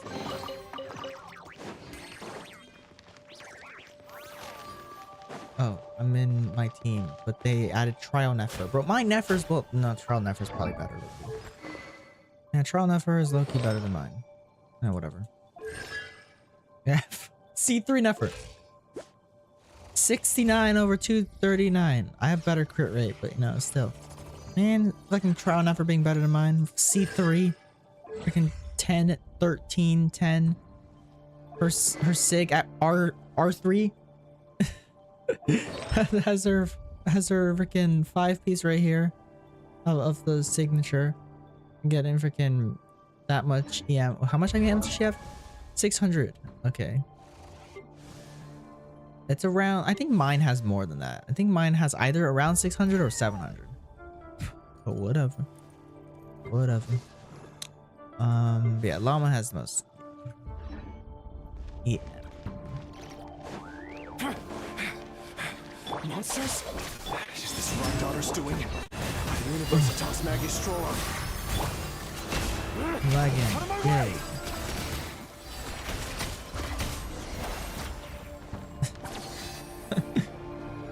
Crazy.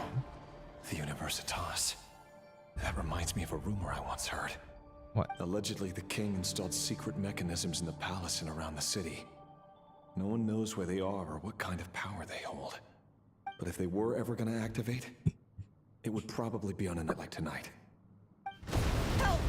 Help! Okay. Hold on! Don't let them anywhere near you! Save me! I can't! Ah! That sounded like an explosion. So, the rumor is true? The king really went through with it. What other means does the king have at his disposal? They must run on power from the Abyss. And given it's a major center of Abyss research, anyone over at the Universitas will be in grave danger. I have to hurry! Okay. We're gonna have to be able to defeat Rächer, right?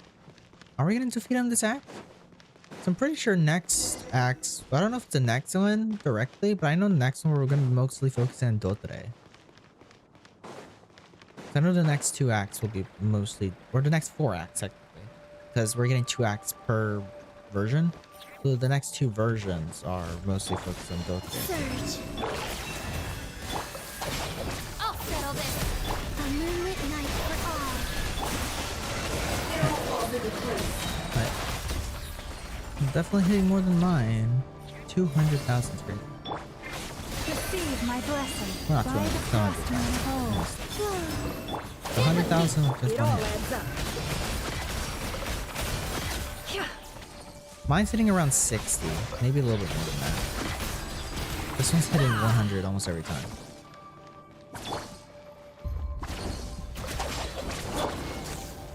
Surge.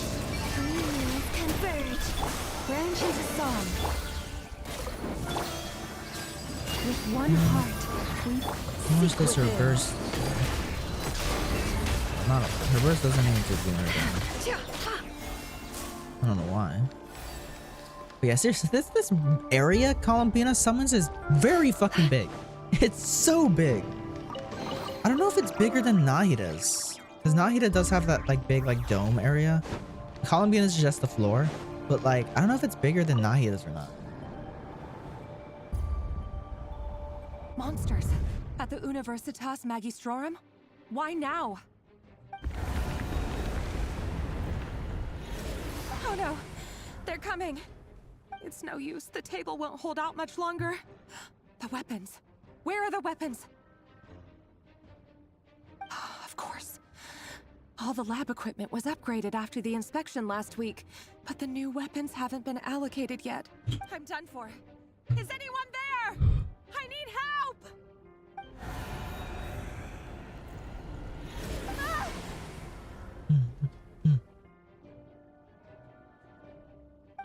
Stay back! Please stay back! Please!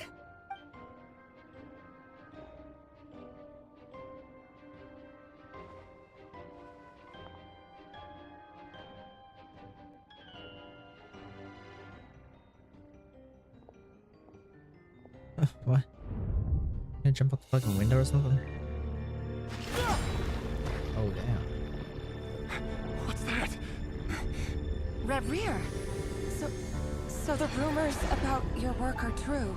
What? No! Listen, something happened at the palace tonight. We have to leave! You don't need to lie to me anymore. What do you mean? I know why you're worried, and I will respect the decision you've made. But it's okay, because I found a solution. I know how to end all this. You can have it back. The normal life you so desire. But until then, I'm afraid our wedding will have to wait. Just... No, don't do it! Cylinders! Cylinders!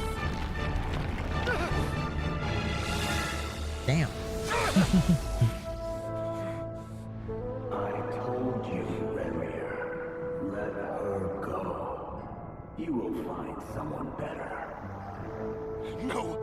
No, I won't do it! I have to save her! By what means exactly? A lowly pawn. You lack the power and the strength of will. Do you know a way? Tell me! Come to the palace. Join us.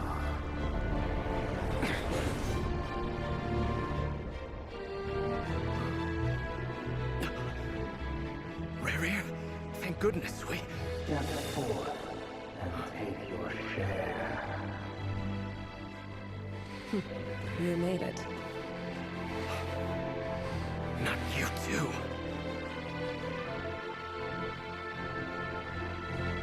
Hatred or grief, despair, desire. City. We all have our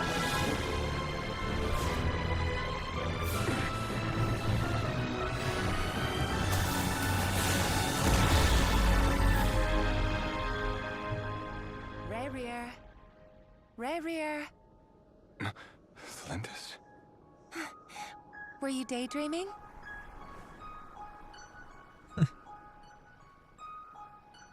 You still remember, Rächer? That question you asked me a couple of weeks ago? Oh. You mean the proposal? Yeah. I'm wondering, where do you think would be a good place to discuss it? Maybe in the garden? Or were you thinking a fancy restaurant? It's your choice.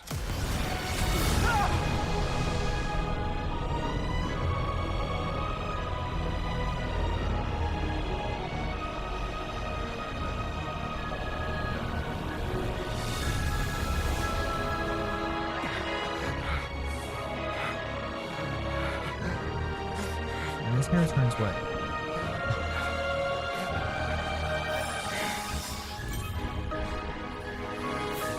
Loki Rächer would be a pretty cool character. He's cool and all, but like, this shit great. Or we looking like Anaxagoras.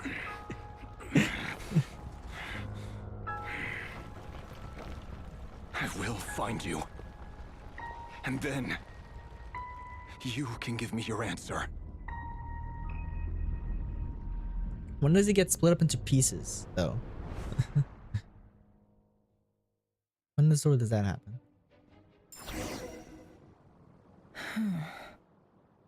So that's how the Rächer of Solnari was born.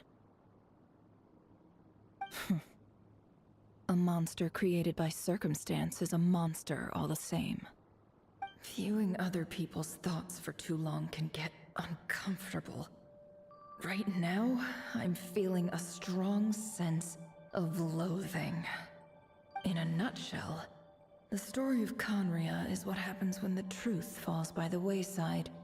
Everyone tells little white lies, and before long, you have a huge pack of lies that destroys everything. Whew. Time to get back. His past is filled with sorrow, but the tale of any fallen civilization is one of endless tragedy. Cruel as it may be, that was Khaenri'ah's fate. And they should Loki just make Rächer playable, bro.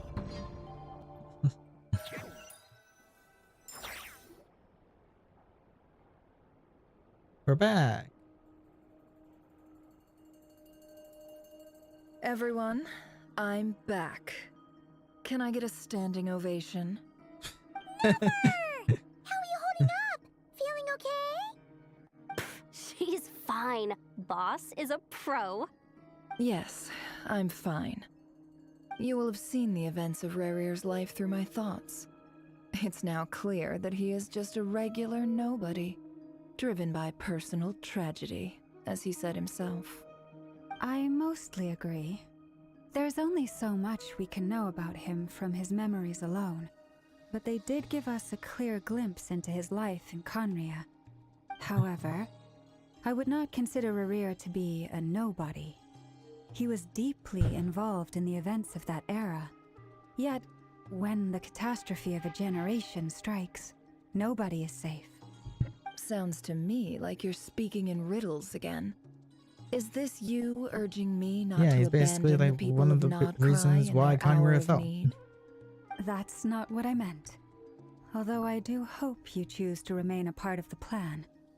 Without you, the mission ahead will be all but impossible. Then try to remember that I respond better to the carrot than the stick. And I don't appreciate being bossed around. Now, as for you, Missy, you were excellent. You stuck to the rules of the ceremony and kept your mouth shut the entire time. Bravo. Cool. So, can you fill me in on the deets now? Most of what I saw went right over my head. Patience. You'll hear the whole story, don't you worry. But let's meet up with the others first. It will save me narrating it twice. Yehoda? Yes, boss. Let me get that door for ya. That's more like it. For a moment there, I was worried you'd forgotten about the first clause of your employment contract. Forgive my curiosity, but what does the first clause say? It says I gotta do the annoying stuff that boss is too lazy to do for herself. Like opening the door, pouring the tea, yada yada. Is that right? If something is in the contract, it's because she willingly agreed to it. Rest assured that the Curatorium abides by the very strictest of labor policies. You don't seriously think I'm cruel enough to treat her like my slave? In any case, I've hardly shied away from my share of the work today. Hope I don't catch Flintz and Varka lounging about in their chairs, enjoying a leisurely cup of tea. There's nothing I dislike more than other people enjoying themselves while I'm hard at work. They're gonna be doing just that. What? Oh no. What? What just happened? Sorry to disturb you, but we seem to have run into some trouble. Evidently okay, well, we got so. teleported somewhere. Don't worry, I'm not about to leave you to fend for yourselves. I'm not that kind of boss. And it would go against the Curatorium's labor policy. I'm sorry? What did you hear me say? I wasn't talking about labor policy. Wait. How long have I been standing here? Not long. You just appeared by the door a moment ago.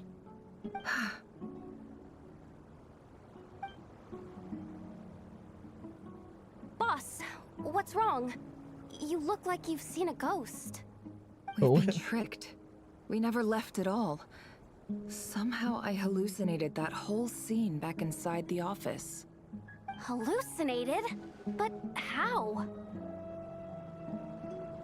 How indeed.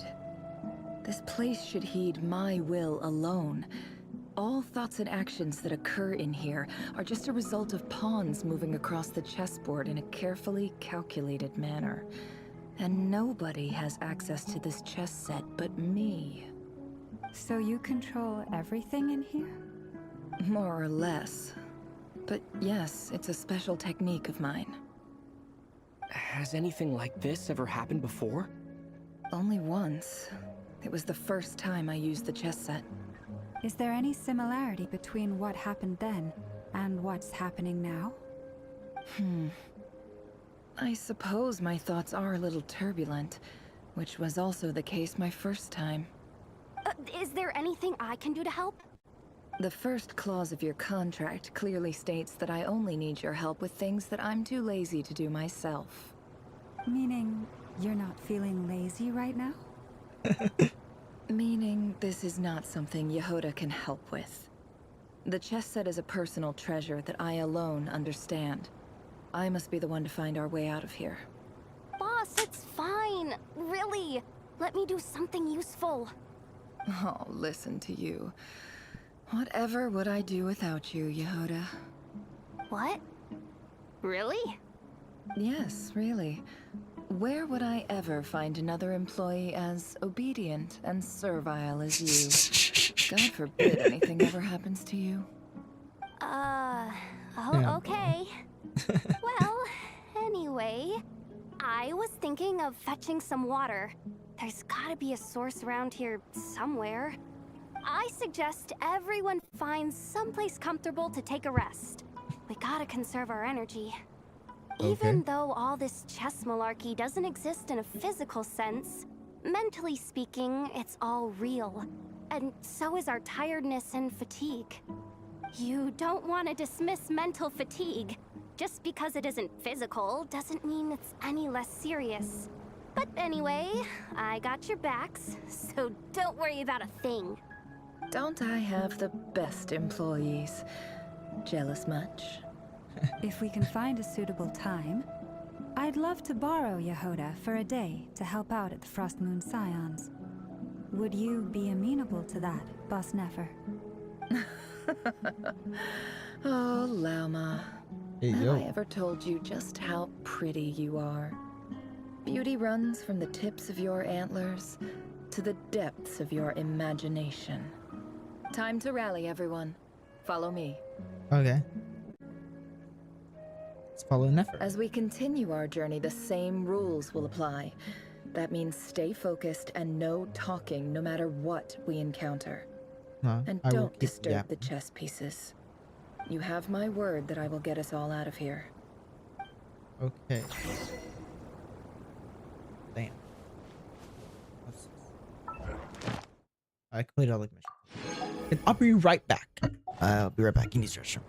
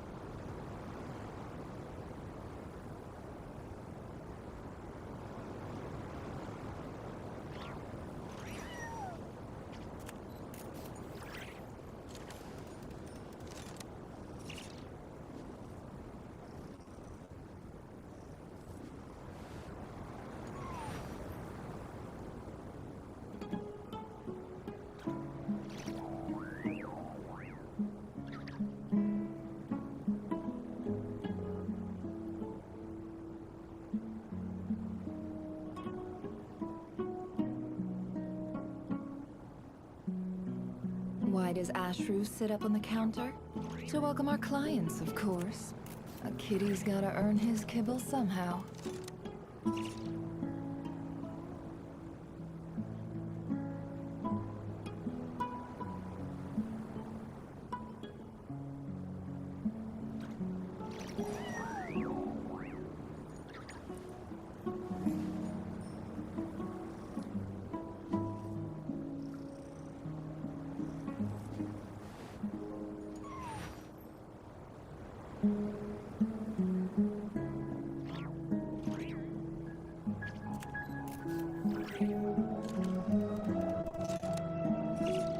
Don't trust your eyes uncritically.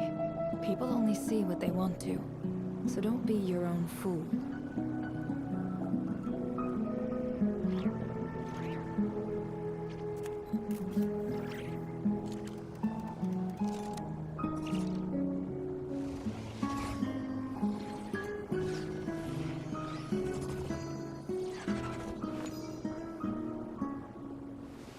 Okay, I am back. Move out of the way, cat. You're my way. You're my way. Move. Okay. So now we're here. I don't know where the fuck this is.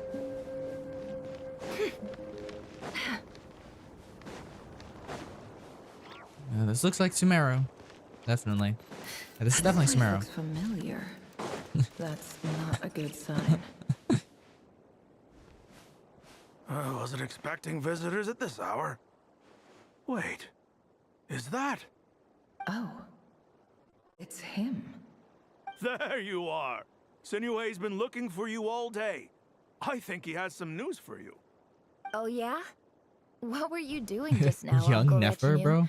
Hiding away some more loose change? Young I Nefer, know bro. I saw some Mora. What do you mean loose change? Oh, come on, I'm too old for this. Just pretend you saw nothing. Okay. Talk to Somehow I want to get Nefer's weapon. You know, I gotta pull it on a rerun. Right now I'm pulling for Columbina's weapon. I don't know what Pity's at though. Hey, so. kid. Pity's Mind probably telling at me like what Sinu 30. has been I up to think. recently? I'm trying to get in his good books and I need a way in. Get in his good books? Why? What do you want with my dad, Uncle Apepi? I've written a new song. I was hoping to showcase it at the next festival, but I'll need his approval. A new song, huh? I'd love to stay and listen, but unfortunately, Uncle Retinue says my dad's looking for me. Well, there's plenty of time and I'm not going anywhere. See that pile of stones?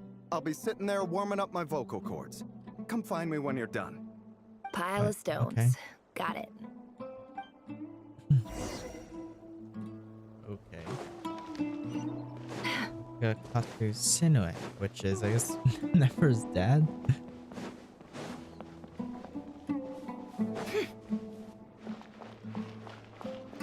Hi, Dad. Why does Uncle Nefer's dad look Retinue like said you that, were bro? looking for me. Ah, there's my Oh, little yeah. princess. Look at it's If you it's got an back just a NPC. little sooner, you could have shared the spoils of war with me. Spoils of war? Who were you fighting against, Dad? It was just a figure of speech. The aftermath of a sandstorm is no time to be waging war. I was talking about our war against thirst. I went out to fix our water supply problem, and now I'm back. Which means... We have a well again. That's right. I found a new one and brought back as much water as I could carry. It should last us for a good while. If it wasn't for these blasted sandstorms, our wells wouldn't be caving in. You wouldn't be spending all your time out searching for new water sources. As the chief of our tribe, I'm supposed to be leading us out of hardship and poverty, onto better things. You know how prosperous our ancestors were. I've told you all the stories. And look at us now. Squeezed into these hovels. No one would choose this, if it wasn't for the endless wars over the years. But things are looking up. I started working with some folks from the academia a few months back. They gave me some contacts in return for my assistance in the desert. So you're the Academia's helper now? Special ambassador, they call it. Think of it as a partnership. It's nothing bad, okay? We've been isolated here in the desert for too long. Seeking opportunities elsewhere is the best thing for us, and the fastest way to progress. So, do you get anything good out of being a special ambassador? Of course. My luck's improving all the time. One day, I swear I'm gonna lead us out of this place. We'll find somewhere new. Somewhere better. Okay. Cat, can you, like, go ahead? Okay, where are we going? We're going over there. It is over there.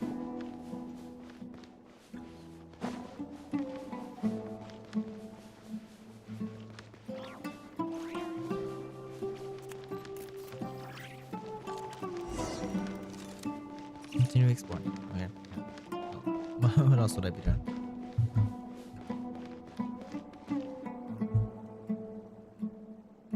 That's our well, and you know it. You stole from us. Well, you've gone from chief to thief, and now you have to face the consequences. Did you really think you could take our water without permission and get away with it? You're either brave, stupid, or both. And that special ambassador act? Yeah, nice try. We spoke to the Academia. They said it was all news to them. You're a liar and a cheat. Damn, bro.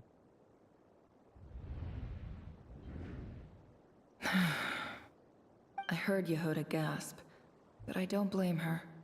Most people are terrified by the sight of blood.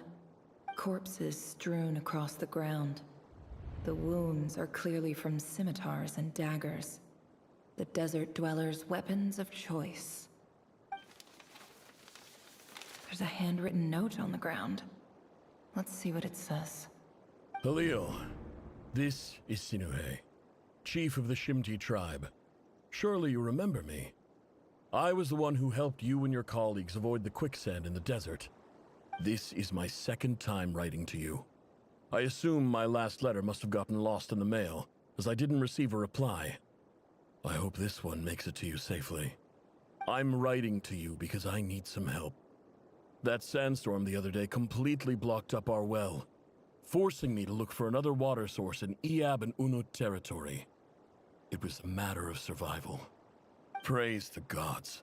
The well of the Iab tribe was intact. It was my last resort. I drew what water I could and left, but not without being spotted. I fear they will retaliate.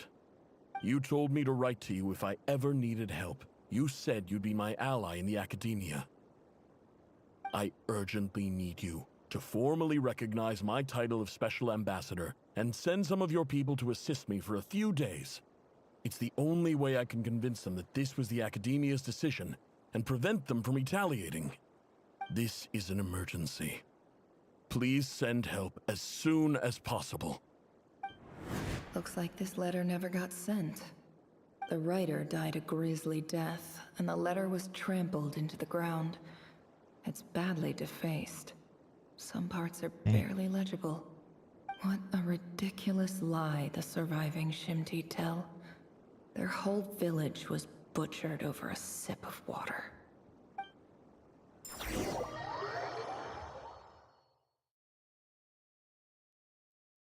Okay. Ah, officer. Welcome. Welcome to our humble village. I thought you would at least have the courtesy to provide some respectable libations. This is the finest wine Aru village has to offer. I promise.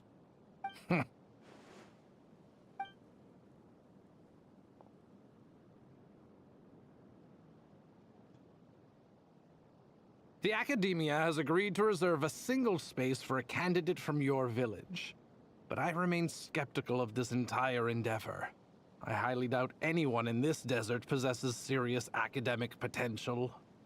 Please, have faith. If not in us, then in our god. The child we found shows great promise. I beg you, take her away from this place. Give her a chance. Don't let her talent go to waste. I don't recognize her. New arrival? She showed up here a few days ago and we took her in. She's a really bright kid. Please help. I'm begging you. So, where are you from? Nowhere special. Just a sand dune. What about the rest of your family? How many of you are there? Just the one. It's only you? Correct. So, no brothers, no sisters, no mother or father? Any who have slept on a bed of sand, I call my brothers and my sisters. Apart from that, I have no family. All right. Get over here. Sign your name on the form.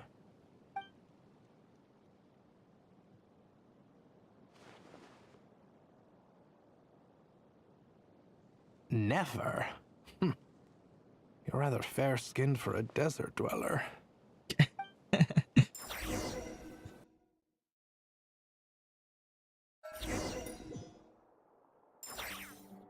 Okay. Hold up. Hold up. I'm checking something. Get that. Okay, never mind. I can't. Okay. Going that way.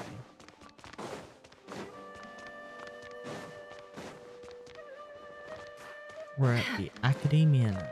Now I'm looking at Nefer's backstory for some reason. Nefer, this term's assignments have been issued already. Please read through the materials thoroughly, conduct your own additional research, and then write an essay on the topic. Yes, Professor, I'm aware. I just had a couple more questions I wanted to get your perspective on. Oh? Please ask away. Well, I saw the other students' problem sheets, and I couldn't help but notice that my assignment is much easier than theirs. Do you really think I'm a weak student? A weak student? Goodness, no. Quite the opposite.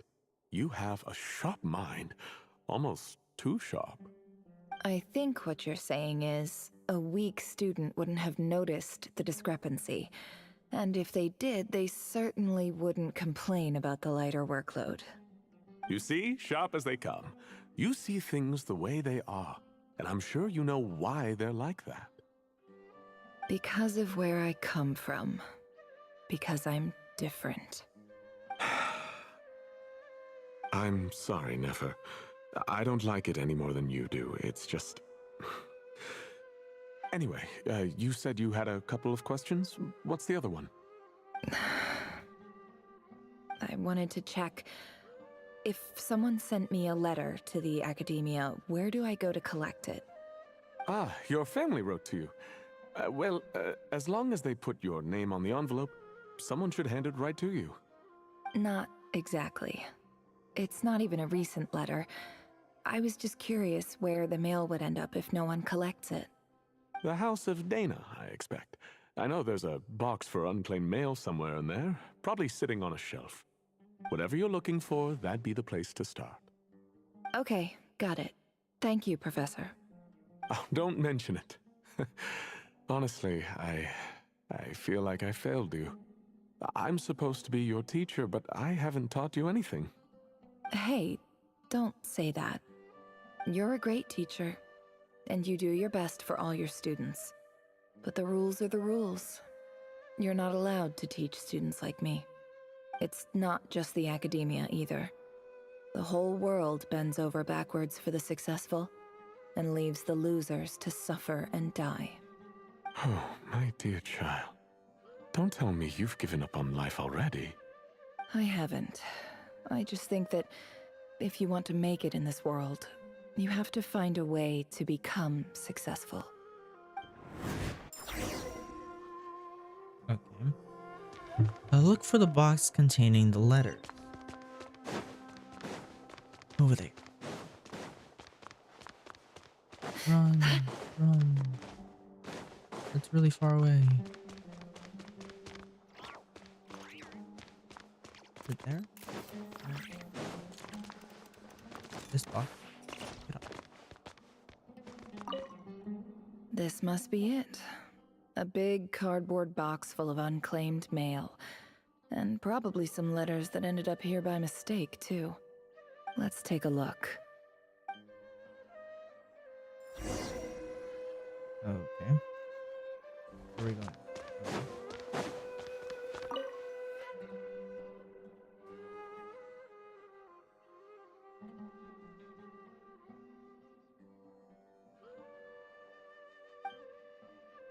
A dilapidation survey from Port Ormos. Looks like it's from a Corps of 30 representative. What a strange thought.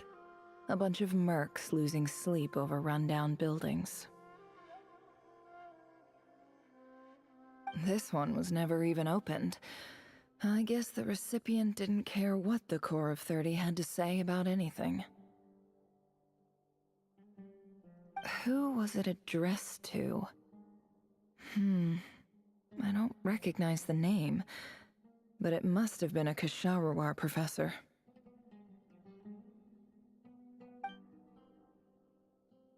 Okay.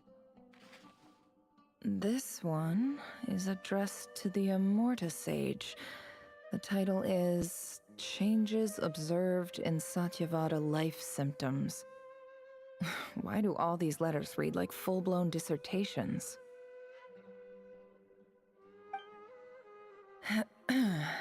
Guided by the incense, we became lost somewhere in the forest.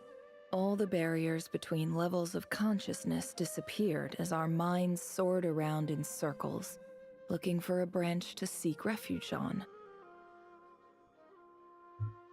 In clinical terms, these symptoms fit the description of incense poisoning. The Immorta Dart. For example, my neighbor who always breaks out into song and dance after using incense. This seems like something the academia would want to know about. Why wasn't it collected? Wait, what's this written on the back? It's so small. The note says, the sender authored this letter while under the influence of mushrooms. I would send it back, but no return address was provided. Bros on Stamped by the drugs. Grand Conservator of the House of Dana.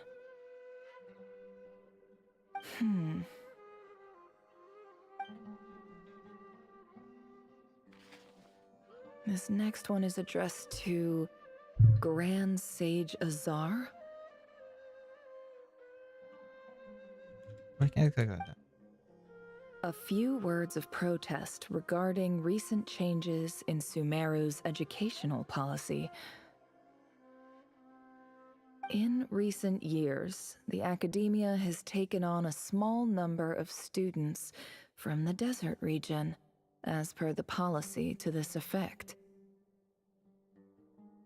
However, it appears to me that these students have not, in fact, been provided with educational opportunities that are, in any meaningful sense, equal to those enjoyed by their peers. As well as receiving dumbed-down assignments and perfunctory tutoring, they do not even have full access to the Akasha system. Education is the fundamental purpose of this institution, which should go without saying in a nation whose founding virtues are knowledge and wisdom.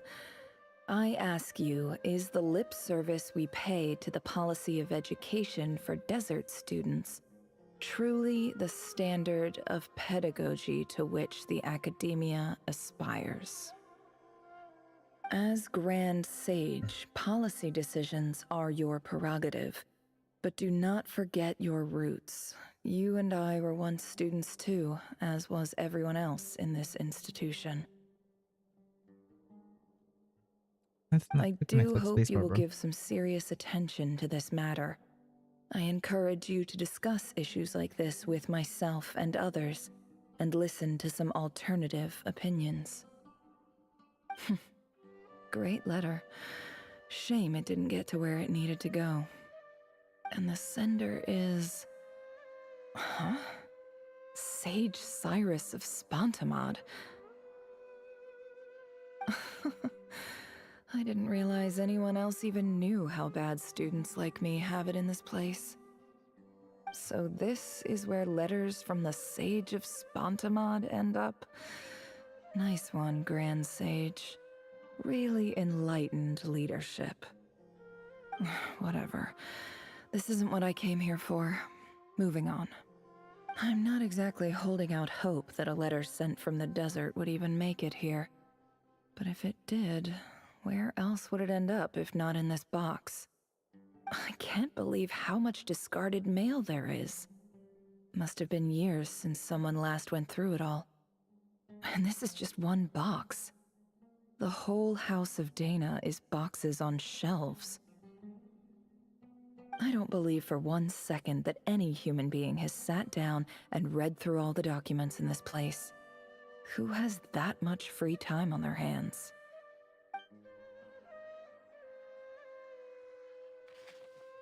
Wait, could this be it? Open it. Lee's fancy envelope in the box, written on crud quality paper. And of course, it would be right at the bottom of the pile. Clearly no one gave this letter so much as a first glance, let alone a second. The handwriting on the envelope looks very familiar. Greetings, Halil. My name is Sinuhe, chief of the Shimti tribe. I was the one who came to you and your colleague's aid when you ran into trouble in the Great Red Sand. I don't know how well you remember it now, but I brought you to safety and gave you some water and other supplies. You seemed very pleased and told me your name. In my tribe, learning a person's true name is serious business, and I therefore see you all as friends. You were kind enough to leave your contact details so we could stay in touch. The Shimti tribe lives a harsh, nomadic existence in the desert. You were sympathetic towards my plight, promising to make me a special ambassador of the Academia and help us find a way to make a better living. This brings me to my reason for writing. Our tribe has fallen on particularly hard times, and I would like to ask for your assistance. There was a terrible sandstorm a few days ago, which blocked up the well in our land. To ensure my people's survival, I had no choice but to venture into Iyab and Unut territory in search of an alternate water source. The Iyab and Unut are descended from the Thamudians, while we trace our ancestry to Tulatala. We worship the Lord of Flowers and have had relatively good relations with our fellow tribes up until now. I found a well belonging to the Iyab tribe. They declined to help us, but when we met, you assured me that you would be my ally in the Academia. I would like to take you up on that offer, because I really need your help. I wonder if you could send an Academia representative to meet with me. That aside, the last time you were here, you mentioned that the Academia had started accepting students from the desert, and I told you a little about my daughter, Nefer. We have next to no resources here in the desert, and my power and influence are limited. From the outset, the Academia never took you seriously. Those things they promised were just empty words. I doubt they even remember the name Sinuhe. And you were so emphatic that your luck had finally changed for the better. You swore you'd lead us to a better place one day. You spoke with such conviction, like you were the most powerful chief in the whole desert. You liar. You lied about everything. You promised the world and delivered on none of it. And who fell for it? Just me. Which makes you a pathetic liar. You weren't even any good at it. Damn, bro. I think I'll take over from here. Let me show you how it's done.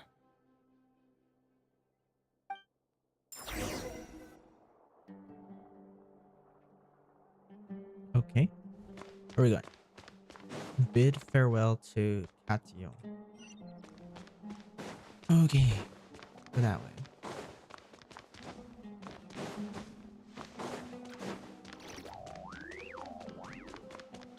Hello. I just came to say goodbye. Thanks for everything you've done for me in my time here. Nefer? You packed your bags. Where are you going? I'm quitting. Something's come up in my hometown. Gonna head back and deal with it. Huh? But this was a hard-won opportunity for you. You know that better than I do.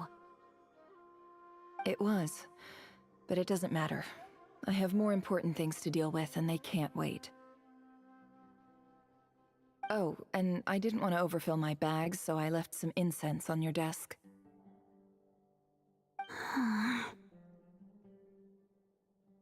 What's wrong? I thought you liked incense. Although, I did read somewhere in the House of Dana that it has hallucinogens. Isn't this the stuff you brought from your hometown? You're just letting me have it? But you said it's a rare and valuable commodity. Yeah, about that. I lied. It's not rare at all. There's this bunch of ruins near my hometown that are practically overgrown with this plant. It's not worth much. Keep it. It's fine. But Nefer... All right, that's all from me. You take care.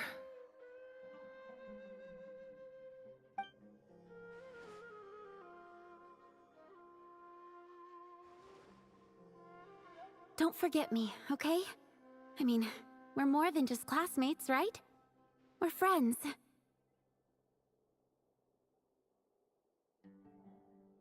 Yeah, I'll remember you.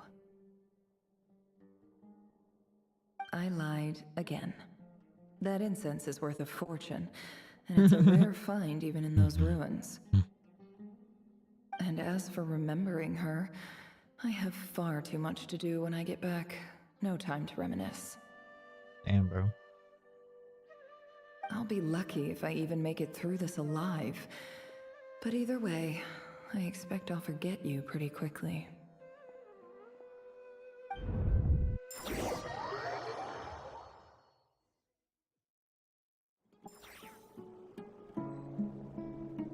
Okay, now we're going back.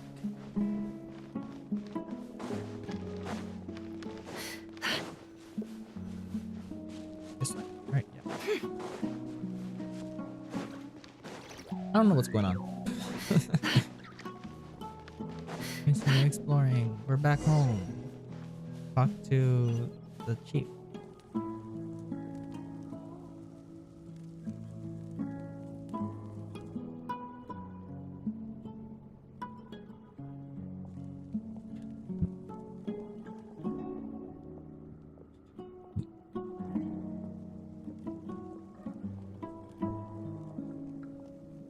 It's a pleasure to meet you, Mr. Arif. So, what does the Academia want? Since they've sent their special ambassador, I assume there's a big business deal to be made. If not, I'd be very disappointed. Please, sir, lower your blade. You're lucky I'm the one they sent. Not all special ambassadors share my admiration for the Iyab people. The ever-shifting balance of power in the desert reduced the once great civilizations of this region to rubble and sand. But the story of the Iyab has a very different trajectory. Others grew weak, but you grew strong, beginning in obscurity and moving to prosperity. You're the only ones who defied the trend. Huh. So, you do know who you're dealing with? This well is the perfect symbol of your strength, is it not?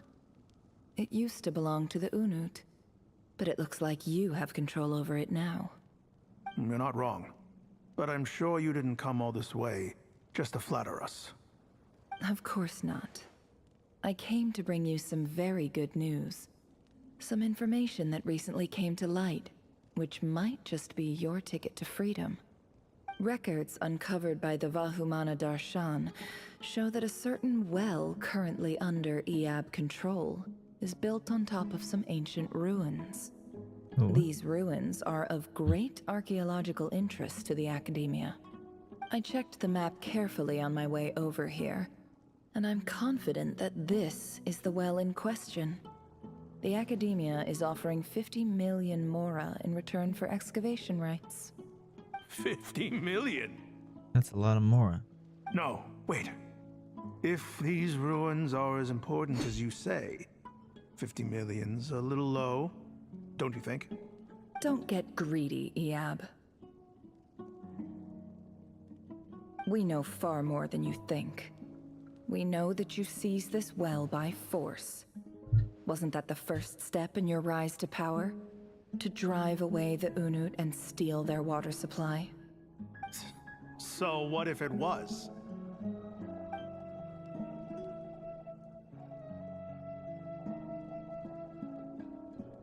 Don't worry. As unscrupulous as it was, it's something we're willing to overlook. The Academia is only interested in dealing with the de facto power holders in the region. I hope I am making myself clear. And I hope your words are the truth. If I find out the Academia is trying to play me, I'll hunt down every one of your people and make you watch as I cut their heads off one by one. I assure you, Chief, that would not be in your long-term interests. You don't want to make an enemy of the Academia. You see how I'm dressed, don't you? I appreciate that you've never been to the rainforest, but surely even you recognize an ambassador's attire when you see it. And what does a barbarian like you have to lose anyway? You really think the Sumeru Academia would bother to come all this way just to lie to you? We have more important things to worry about. All right, I take your point. The Academia is the highest authority in the land. I'm sure you're trustworthy people. In that case, we have a deal. We will sell you the excavation rights. I'd like to thank you, Ambassador. This is good news indeed. Excellent news. In fact, it calls for a celebration. Would you do us the honor of staying a while and enjoying some Iab hospitality? Gladly. I am partial to wine myself, and I trust you are as well. So let's indulge in a few drinks together, in celebration of this momentous occasion. Okay. Elated, the lab drinks. But when the dawn arrives, it brings some shocking news. Chief! Chief, it's an emergency! It's the Unut. They've taken the well. What? Well, don't just stand there. Take it back. Yes, Chief. I have every confidence in the Iab's military superiority, and yet... What is it? The Unut's response was alarmingly fast. The day after we reach a deal, they seize the well. This can't be a coincidence. Perhaps there is a traitor in your midst. I don't think so. I am obliged to remind you, Chief, that the Academia will only deal with the de facto power holders. If you cannot regain control over the well, I'm afraid you won't see a single mora of that 50 million. No! Please, Ambassador, just give me some time. I swear the Unut will not get away with this. That well is ours, and so is the mora. Glad to hear it. I will wait here for an update. If there is a traitor, I will find them. In the meantime, make yourself at home. I'll report back as soon as I have an update. Much obliged. I don't know Wow. if anything of what All she's it saying took is was true. a few words and I've got him wrapped around my finger. What an amazing feeling. So, in summary, Ambassador, the Academia would rather negotiate with our tribe instead of the EAB, yes? The EAB are ruthless murderers who don't listen to reason. And now they have the gall to interfere in our research projects in the desert region. So let me ask you, Chief. If you were the Academia, what would you do? Kill them all, of course. Precisely. The Academia does not tolerate those who stand in our way. The EAB have held back our academic pursuits for too long, and our patience is wearing thin. At the same time, there is simply no way that the Academia can be seen to be intervening in desert affairs. I'm sure you understand where I'm coming from. We have our own rules out here. If the rainforest dwellers raised arms against a desert tribe, you'd start a bloody war. Right. We can't confront them ourselves, but we can support their enemies. The Unut have always had strained relations with the EAB, which makes you our natural allies. Natural allies. Weren't the EAB your allies once? You were quick to send them after us to protect your interests back when we stole that water. And now look at you. You're at each other's throats. Let me be clear. The Academia wishes to collaborate with the legally recognized rulers of the desert in this matter. We are asking for excavation rights to that well, and our offer is 50 million mora. Say no more. I believe we have an understanding. Good. Then I suggest you get to work. Get us access to that well, and the mora's yours. You see, Dad? Lying is easy when you know how. People will believe anything. Okay. We gotta continue exploring. And what is even going on, bro? Why are we looking at Nefer's backstory? And Nefer's not saying anything about it? I don't know.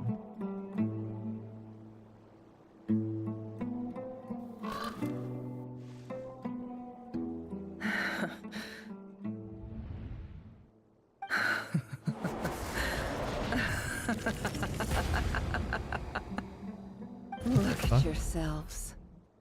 You may be vile, savage monsters, but your butchered bodies bleed like any others. You're no different. You're nothing special at all. The monsters who destroyed my home, they're just ordinary, petty human beings. What a joke. I think we're even now. Maybe I've even done the desert a favor. It's a better place without all these people around. Oh, Sinuhe, my gullible fool of a father. Perhaps if you'd been as ruthless as I was today, our tribespeople would still be alive. In this dog-eat-dog world, a chief needs to be tough to survive. But you couldn't do what had to be done. So I did it for you. Nefer, it's okay. All of this is in the past now. I believe I remember you promising to remain silent. Yeah, but even so... Yehoda, is there anything you can do to ease the tension? You got this, Yehoda. It's your time to shine. Time for a sharp turn onto a completely different topic. So, anyway, that's enough of that. When are we getting out of this place? Feels like we've been walking forever. I'm getting pretty tired. Oh, Alma, you tired? Yes. If we can find somewhere to sit down, I could certainly do with a rest. It's not far now. There should be a temple just up ahead. Okay. Is this solution about to reach the conclusion? Yes. Really? A temple? That's where this story ends? I guess that's how things go in the desert. I've been to a similar place with a friend from the desert before. Desert dwellers can never escape their destiny. Or so everyone says. I never wanted to believe it, but looking back now, I'm as desert as they come. You mentioned a temple. What's waiting for us there? My biggest trade secret of all. Ah. Then I'm guessing it's where you got your power from. The power to peer into other people's minds. I didn't know you were clued up on any other religions. I'm no expert in the history of Sumeru, but since you come from the desert, I would imagine it has something to do with King Deshret. And the 7 pillars. Sounds impressive. Oh, I know who you mean. General Mahamatra Sino. The spirit of Hermanubis dwells within him.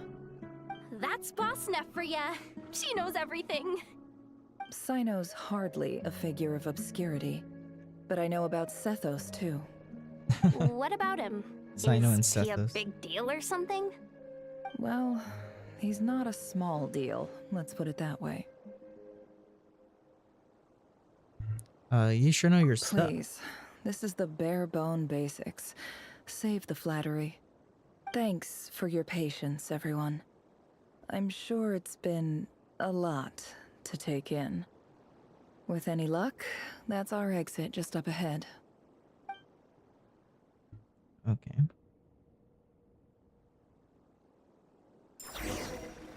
One second. 1 second. Okay. Go right into the temple. We're heading to the temple, which is right up here.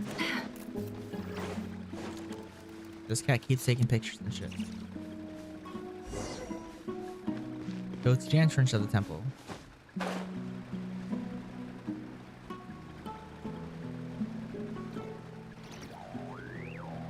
This place looks bad sus.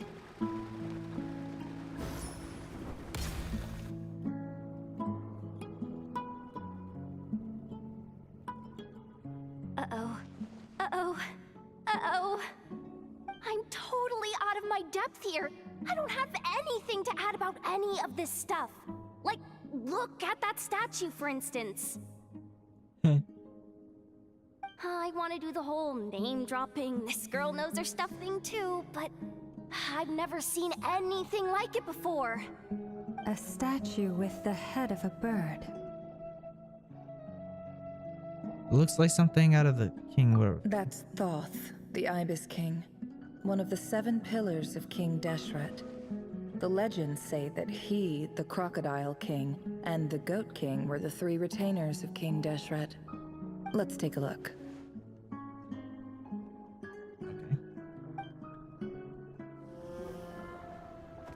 A cutscene.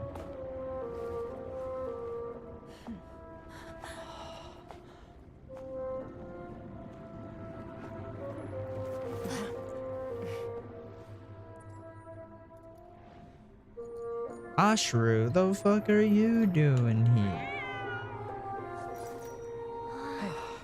It's just Ashru. So, all is well? He's just like, it's just Ashru, acting like he's not even supposed to be there. Like, why the fuck is he here? Unless this is where Homegirl found Ashru or something.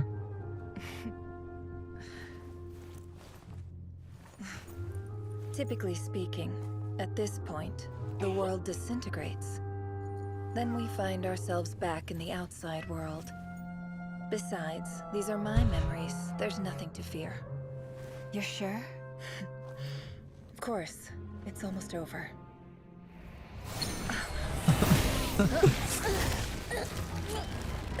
Wow, bro.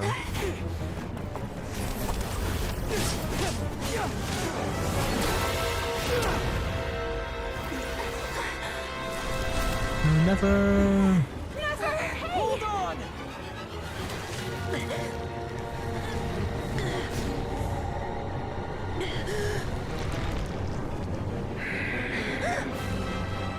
Knowing too much is always a death sentence. Speak for yourself. Wow.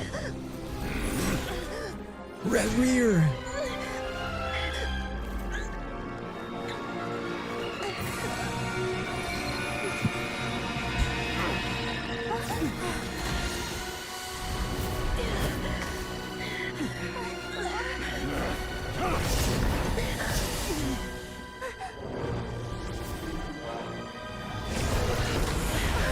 Okay, that Genshin?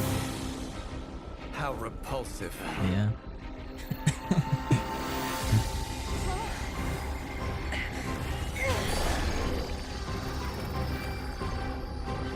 Genshin and the fucking column beam.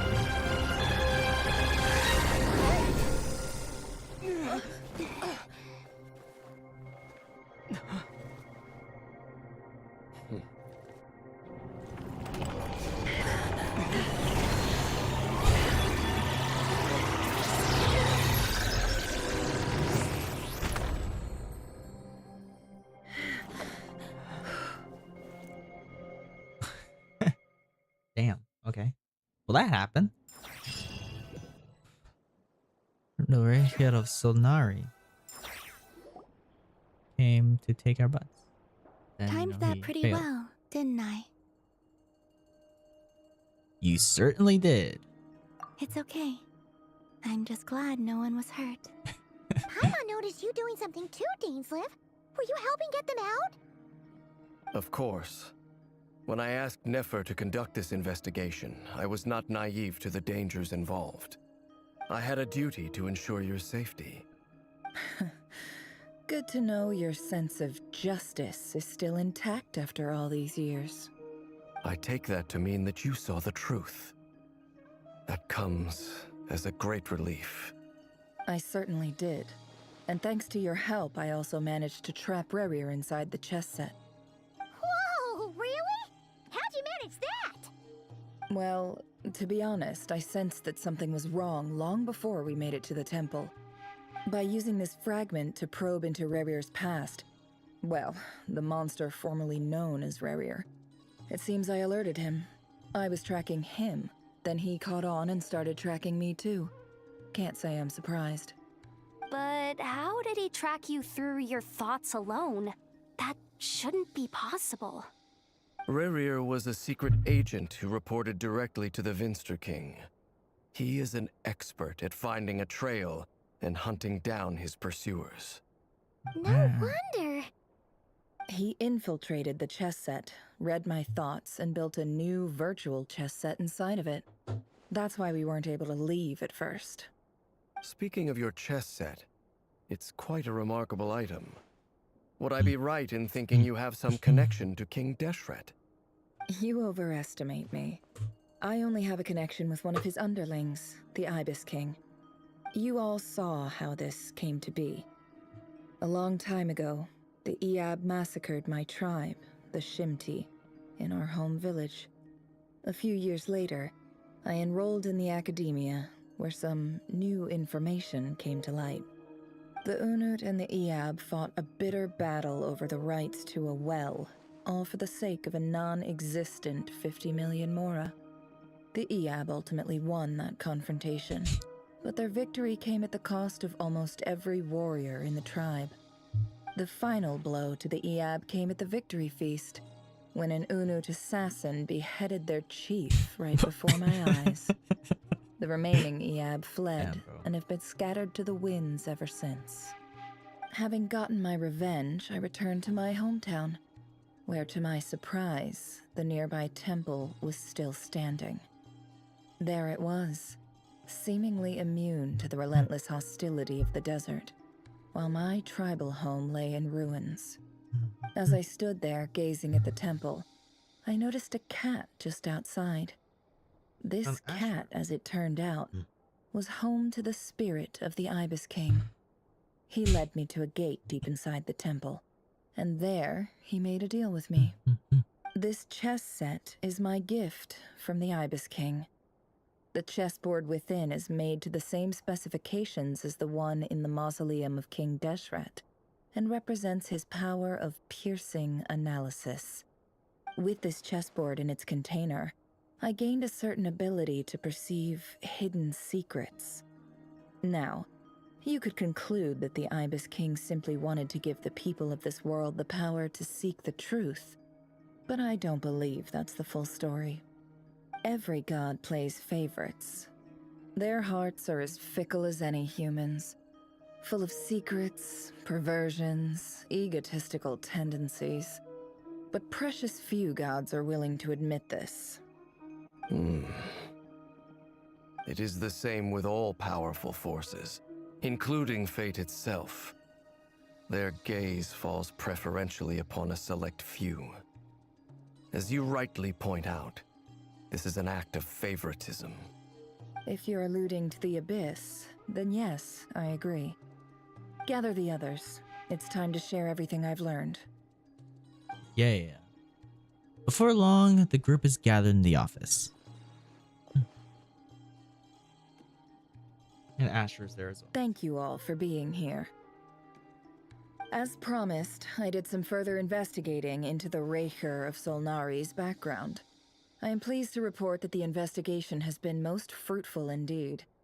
The Rächer of Solnari, real name Rächer, was once a Khaenri'ah subject who served the Vinster King. I will now share the important details of his story. Please save any questions or comments for the end. Nefer narrates Rächer's backstory to the group. At the Vinster King's behest, he gathered intelligence and assassinated descendants of the Crimson Moon dynasty.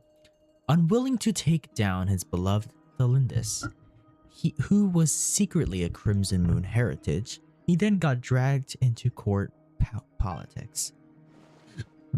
Better Fulnir's voice spoke to him of his fate, was like a reflection of the moon.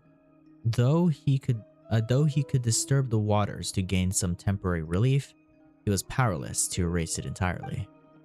In contrast, Rächer's own life was like a reflection of a broken moon. Once the stormy winds of fate blew across the water's surface, it was utterly destroyed. The Lindis smuggled away a piece of the moon before disappearing through the mysterious portal. It was passed down through the ages, finally falling into the hands of the knave. But what lies on the other side of that portal? Is it really a whole other world? The Lindis never had the chance to share what she found there. Neither did Rächer, who followed her in. So that's why he's so obsessed with the moon. A tragic tale, to be sure. But it does not excuse his many transgressions. No matter how much Rächer suffered in the past, the fact remains that he is what we know today as the Wild Hunt, wreaking havoc upon innocent lives in Notcry. He becomes more dangerous with each passing day. If left unchecked, it is simply a matter of time before all of Tevat suffers the consequences. This is a threat that the Knights of Favonius cannot ignore. A question for Miss Columbina. Forgive me if this is presumptuous, but have you ever seen the spatial gateway that appeared in Rächer's memory? Never. But I have heard stories of something called the Moon Gate, and this seems to fit the description. Miss Lama, any thoughts on this? In the lore of the Frost Moon Scions, the moon is believed to hold many secrets. Some sources speak of ancient knowledge, others of a gateway to the unknown. The term Moongate is one I have heard before. But as is the case with all of our legends, there are no records of any first-hand witnesses. We cannot know whether it truly exists. Then back to Miss Columbina. As a moon goddess yourself, do you have some idea of where the Moongate leads to? Not at this stage, sorry. I do hold the power of the Frost Moon, and my strength is recovering well. I can sense that the gate would open at my command, but... But there's more to the power of the Frost Moon than that? Yes. A moon goddess has the right to open the moon gate, since it is a path to the moon. But as Nefer mentioned, holding open a spatial gateway takes a huge amount of power. And right now, I need to conserve my energy to fight the Rächer of Solnari. I'm afraid this is one mystery we may have to leave unsolved for now. I agree. Better to save your strength. But if you'll humor me for a moment, I have a bold conjecture of my own regarding the world beyond the gateway. I highly suspect that neither Tholindis nor Rächer made it through unscathed. The evidence pointing to this is the fact that the Rächer of Solnari Tholindis still has in to the form of be countless alive, fragments. right? Where would she be? With the abyssal In the power abyss he as well? wields, no ordinary foe can touch him, let alone tear him to shreds. And yet, the wild hunt proliferates wherever his scattered fragments lie, drawing hordes of monsters to many different locations across the land. So your theory is that Rächer was physically torn to shreds by some powerful force? Hence, why the Wild Hunt is a distributed phenomenon, rather than a unified one?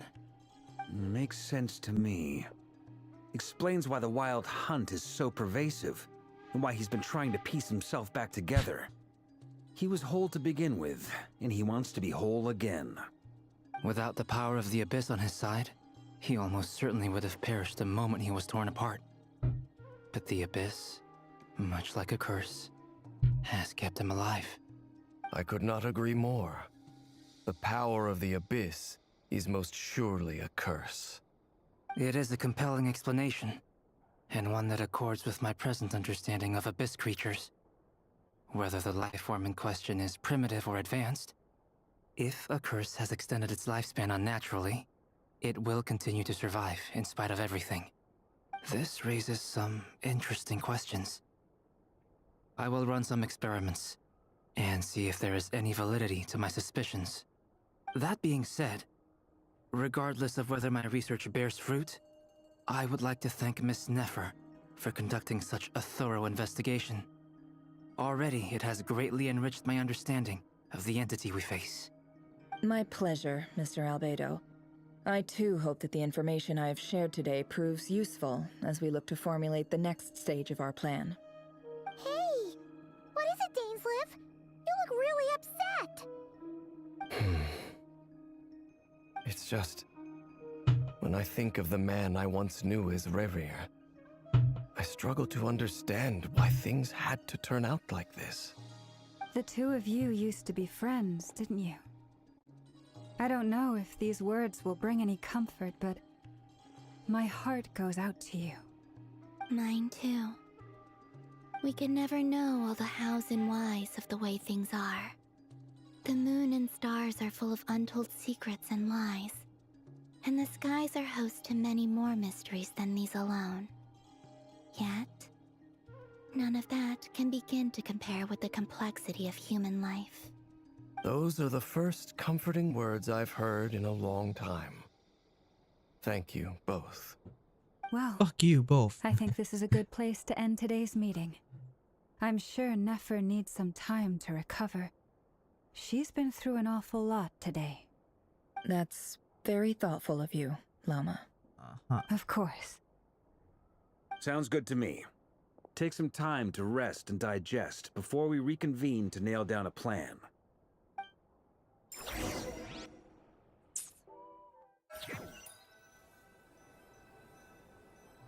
Yeah, this was the version Nefer came out. Is this a bad time? Hope I didn't kill the conversation. Fine, come on in. No need. Come on, let's talk outside. And the next version is when Durin came out, right? Yeah, Durin came out. And Anyway, afterwards, we're at Nefer the went back to the curatorium to get some rest. But before she left, she shared some things with me that I thought you should be aware of. Firstly, although she managed to trap the Rächer of Solnari inside her chest set, there's Solnari no was focused on guarantee that the Durin power of the next Ibis King is any Or, like, match for one of next. the 5 sinners. Their powers are beyond our comprehension. It's only a matter of time before he finds a way to break out. We have to come up with a plan and take care of him before that happens. Honestly, my mom figured that might be the case. So, how long have we got? Well, I asked her that same question. She talked for a long time, but for the most part, it seemed like she was trying to convince me how precious her chess set is. What a long and storied history it has. It felt like some kind of sales pitch, you know? The kind where you end up handing over Mora against your will. Anyway, after all that, she finally answered the question. 2 days, at most. 2 days? Holy moly!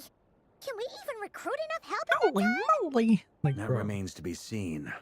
Which brings me to the second issue. Dainsleif is obviously conflicted about this whole thing. But given how little time we have, there's no way we can pull this off without his help. You have some history with him, right? Do you think maybe you could talk to him for us? Okay. I'll see what I can do. Great. I appreciate it. All right, on to item 3. So, Albedo, Durin, and I put our heads together and came up with a plan. Can't promise it's gonna work yet, but at least it's a start. We figured we'd bounce the idea off you first. We'll explore it further once everyone's recovered. Oh, please, let's go away. Oh, Paimon's dying to hear this. All right, so here's what we're thinking. In a hushed voice, Varka lays out the current plan. It's a shocking plan, but nothing can faze the greatest traveler and trustiest travel guide in Teyvat. It doesn't take you long to get behind it. We felt a little uneasy about roping you into this. I mean, firstly, you're not locals, and secondly, none of us are your boss. You're well within your rights to refuse if you so choose. Roping us in? Why would you even say that? I'm technically an honorary member of the Knights of Rächer of Azorius. Solnari, or none of us stand a chance. I choose my words very intentionally, I'll have you know. I like to think there's an art to striking a down-to-earth tone even when the stakes are through the roof. Sir Varka, I have a few thoughts about this plan. I'm all ears. I think we can be more flexible with how the roles are allocated. In my view, the most sensible lineup would be like this. I wonder if they're gonna keep the same voices. They have to keep I the see same your voices in point, the anime, yeah. right? They can't just But if recast that's how we're everyone. going to approach this, Everyone has iconic voices. you'd better make sure So you're when the ready. anime comes out, they have to keep everyone, right? To be clear, So I that don't means doubt your 2 abilities. animes being Far made by from it. UFO Table I back to just want to back. make sure. Are you Have the really same willing voice to take actor as all the this main on? character. Well, I to be wanna fair, we do still don't know if everything within Ether my or Lumine power. is getting picked for the The anime. Rächer of Solnari is a truly fearsome opponent. And But they're if I do finally my gonna start part, working on the it'll anime, greatly guys. reduce the Finally risk gonna for start working on everyone it. else involved. Demon Slayer has 2 more movies Well, left. that and I tracks think they're with what already I've like kind of heard. in Jean's pre-production mentioned in of her the letters that anime. you're so diligent it's almost abnormal. As in, most people weigh up the risks and rewards in situations like this. But you seem to just march towards danger without a moment's hesitation. Of course, everyone appreciates a fearless pioneer. But all that aside, I'm the Grand Master of the Knights of Favonius, and you're our honorary knight. I want to make sure your courage doesn't come at the expense of your safety. Thank you, Sir Varka. I should be the one thanking you. It means a lot to have you on board. I'll give some serious thought to your suggestions. Varka gives a very knightly bow and says he'll see you at the hotel again later. He has arranged for everyone to meet and finalize the plan of action. In an effort to lighten the mood, he booked out the hotel for this meeting so you could all chat over a drink. As the moon rises in the sky, you and Paimon leave your room, discussing whether Paimon has any other options than fruit juice. Everyone is already there waiting for you. They're chatting and smiling. Clearly the rest has done them good. As well as the existing crew, some unexpected help has arrived. Still, you remain conscious of conscious of the fact that the future of Nodcry rests on what is decided tonight. So many lives are at stake. You may never meet most of them, but whether they know it or not, all of them are counting on you. Okay, where are we going? We're going outside. We're not going outside. Outside is this way. We're going over here. We talk to Varka. This is a thorough plan, but I do have one last question before Linker we is take back. action. How can we be sure that our enemy won't leave the designated area? Great question. Albedo's been hard at work analyzing Rächer and the Wild Hunt's behavioral patterns. His conclusions are as follows. Firstly, from the earliest known confrontation until now, Rächer has never displayed any ability to manipulate the dimension of space. So it's unlikely he has any power in that domain. Secondly, he seems to have a particularly strong vendetta against our group. If we put him in a fight-or-flight situation, he'll choose to fight every time. Thirdly, finally, and most importantly, he is consumed by hatred, both for the moon and for his enemies. Turns out, we tick both of those boxes. We have a reincarnated moon in our ranks, and a spy who accessed his private memories without permission. He'll be baying for blood, not looking to escape. As someone He who's wants to had take their our fair butt. share of interactions with the Wild Hunt, those all seem like valid observations to me. Understood. Then I will defer to the verdict of the group. Well, everyone, that's the plan in full detail. Albedo and Durin are carrying out their part as we speak. Plan approved. Scheduling. Okay, any firepower you need, I got you covered. Let's light this baby up. The Frost Moon Scions are behind you as well. And the rest of you? Nah. Nah, I'm going No back to objections? Nadlin. All right, then it's settled. This is the plan we're going with. Next up, an old tradition of mine. Anyone who wants to back out, now's your chance. Wait, we can still back out of this? Everyone says things they regret, right? I don't want anyone feeling trapped because their My mouth mind said yes wants before that. their brain had time to think things through. A very people-first approach. I hear that's common practice in the Knights of Favonius. Would it be like, I Who'd you actually hear don't want to from? do this? D-Luke? We don't use people's real names at work. This contact will be known only as Owl, please and thank you. This plan can only work if everyone does their part. Flint's and I will absolutely support it. We shall indeed. You'll be glad you accepted our help. Also, you are the last person I expected to see here, Miss Dory. Yeah, Dory. The fuck are you doing here? It's not often I get called Dory in a work context. My peers usually call me Lord Sangamabe. So, the longer your name, the higher your net worth. Is that the idea here? In that case, Mr. Flint's here must be worth a fortune. That's right, I know your full name. It's... The walls are thin here. I'd appreciate you keeping that a secret. Yeah, it's Flynn's, and then his long-ass last name. I'm actually only here as a favor for someone else. Do you have any idea how much it would cost to hire me otherwise? Oh, does this mean someone out there actually has the power to boss Dory around? It most certainly does not. We have a long-standing and mutually beneficial business partnership. She's actually the mom of a friend of yours. Said mom supplied me with a great little trinket, but now that lady's ruined everything. If I don't start building a little goodwill now, my whole business in Nodcry is gonna go down the drain. Okay. And I'm talking about Alice, So what exactly who we'll is meet so next special time. about his pendant?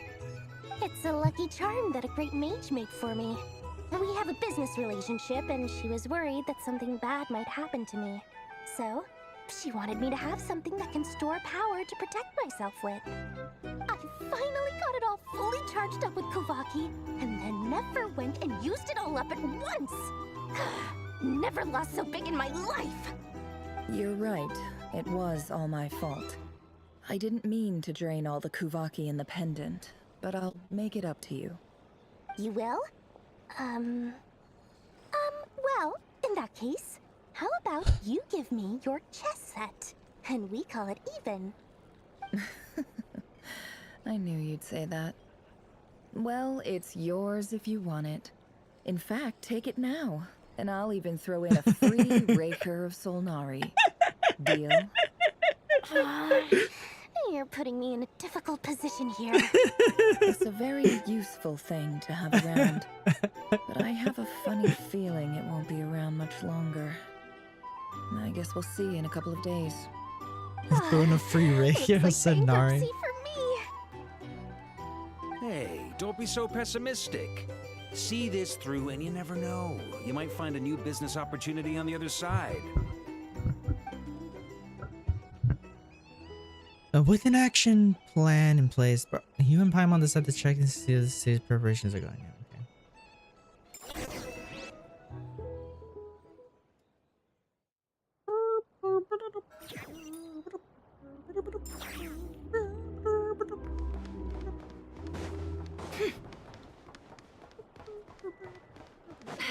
Oh, Dory. Dory! How are things going? Feeling ready? Oh, I was born ready. We only have 2 days. You think Lord Sangamabe would let an opportunity like this slip by? Don't forget, when something's in high demand, the people with the goods on hand get to charge the highest price of all. Even higher than the sellers taking advance orders. Ta-da! See? It's right here. Oh, it's so pretty. Did you make it? I had no idea you were so skilled with your hands. No, I have a supplier. One of the things that's We go crazy to way think back, about is how so he made me a Genshin very came out during attractive COVID. Or like around that time, because it came out 2020, right? charms at the Came out around that time and shit. It's like, bro, that was so long ago now. And it's like very weird to think about. It actually started a while back as a project between me and the Dendro Archon.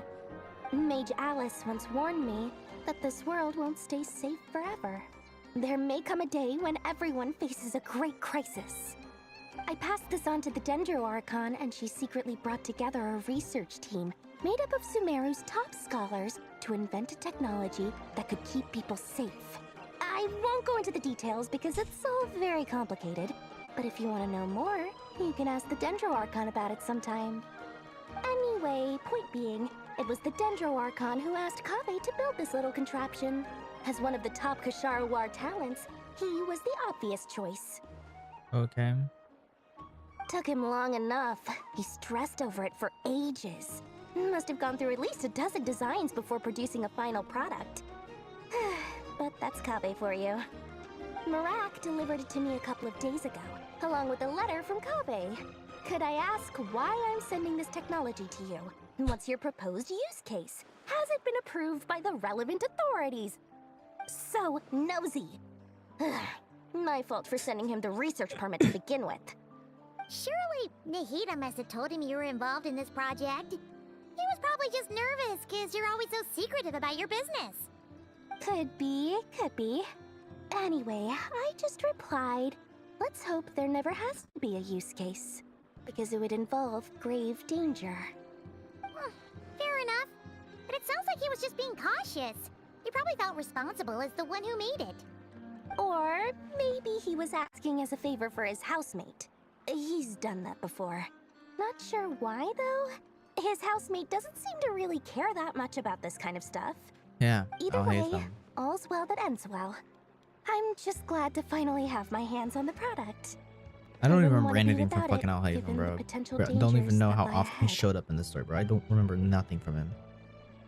Huh? What does that look mean? Paimon's just super surprised. This must be the first time we've ever seen you actually get serious about something. This is not the Lord Sagama Bay we're used to. Well, a long time ago, I made a promise to myself. I promised that I was gonna live every day of my life with a big beaming smile. Obviously, Mora plays a big part in that. But there are always going to be times Give in me all life your Mora, when you have to give bitch. something back. That could mean paying back a debt, returning a favor, or showing some kindness. Alice has been a huge help to me over the years. She was the first investor I ever had. And I want my investors to know that Lord Sangamabe is the best in the business. And more than that, no one knows what the future will bring. Whatever happens, I want to make sure the Dendro Archon and all of Sumeru is prepared to face whatever comes. You never intended to ask it back, did you? I was just making sure Nefer and I are square. Don't be thinking it was some sort of benevolent act. I'm no saint, so don't treat me like something I'm not. My priority is doing the business that I want to do, so long as my conscience lets me, but it usually does. That's the Lord Sangamabe business model. All right, if you say so. I do say so, and that's the whole point. I'm a businesswoman. Don't go what kind of person I am, you'll exhaust yourself. Much easier for everyone involved if you just take my word for it. Oh, and could you two help me get this stuff where it needs to be? Thanks so much. You're my favorite assistants.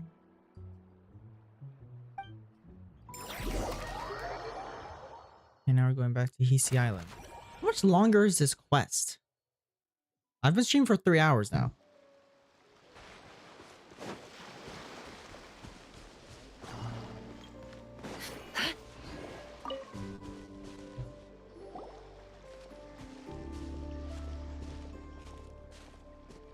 Traveler, Paimon. It's good to see you. Everything going smoothly over here? Sort of. As you're probably aware, Varka, Durin, and I captured some abyssal creatures from the Wild Hunt. Per the plan, we dissected and analyzed some samples of these creatures. The process went very smoothly. The findings, however, come with some troubling implications. What? You can actually dissect the Wild Hunt? That depends on your definition of Wild Hunt and dissection. Harmless, lifeless. These words are accurate descriptions. The Wild Hunt is an interesting phenomenon. In and of itself, it doesn't seem to possess anything akin to a human personality. But taken as a collective, the medium through which the Wild Hunt is summoned does appear to have a soul. Master griped a lot about the wise Horoptotire, and seemed somewhat fascinated with the foul Certology. But she barely mentioned Rächer at all. I don't think that was because of his lower social standing, though. Anyway, it's a pity. I should like to hear her thoughts on the nature of the lifeform he has become today. It's a strange mix. The furious energy of an abyssal being channeled through a fractured physical existence. A consequence of being torn apart by an unknown power. Perhaps the only explanation for his survival in this state is that he sacrificed a degree of individuality in exchange for a continued existence. Oh, sorry. Once I get talking about interesting research, I have a tendency to go on indefinitely. Back to our research findings. Essentially, they confirm my hypothesis. Rächer's corpse is completely contaminated by the Abyss, and the effects are irreversible. You could think of this as Rächer in mutated form. But in my view, even that would be inaccurate. In reality, his whole being has been consumed by the Abyss. In other words, he is now nothing more than a manifestation of abyssal power.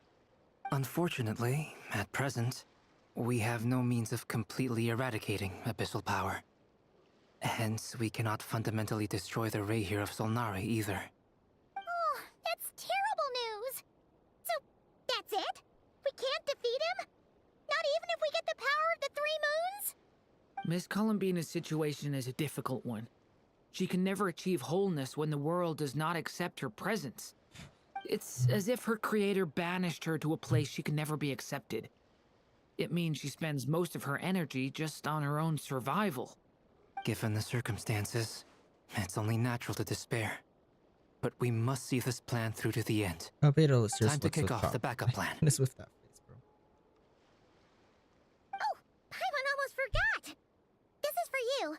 Dory asked us to bring it. Ah, how wonderful. Well, thank you for making the trip. Durin and I will be heading off shortly. I'm sorry I won't be there to protect you in person this time. Please be careful. We will. All right then. Stay safe.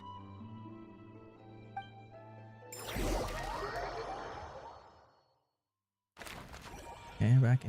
We're on Hisi Island over there. No, give me 1 second, guys. Give me 1 second.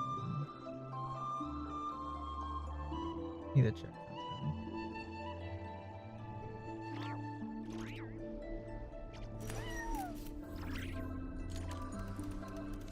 Okay, yeah, there's still a full hour left. So I will stream the last hour next time. Because it's still early in the day, but I'm also kind of getting tired and I'm hungry. So I want to eat. So yeah. There's still a full hour left. Like a whole hour left of this act. So we will do that next time. Probably won't be tomorrow. Tomorrow I probably will have something else planned, but I don't know. We will see. Might stream more Wuthering Waves or possibly the fucking Metaphor, Refantasio. But yeah, let me just craft these real quick so I can get this out of the way right here and go claim my dailies. I get that. Here. Add Astra. Claim commission Thank you for rewards.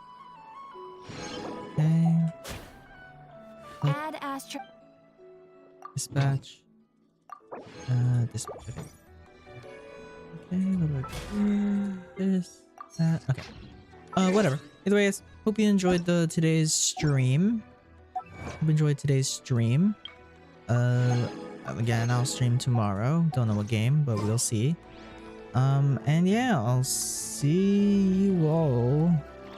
I'll see you all next time. Bye-bye.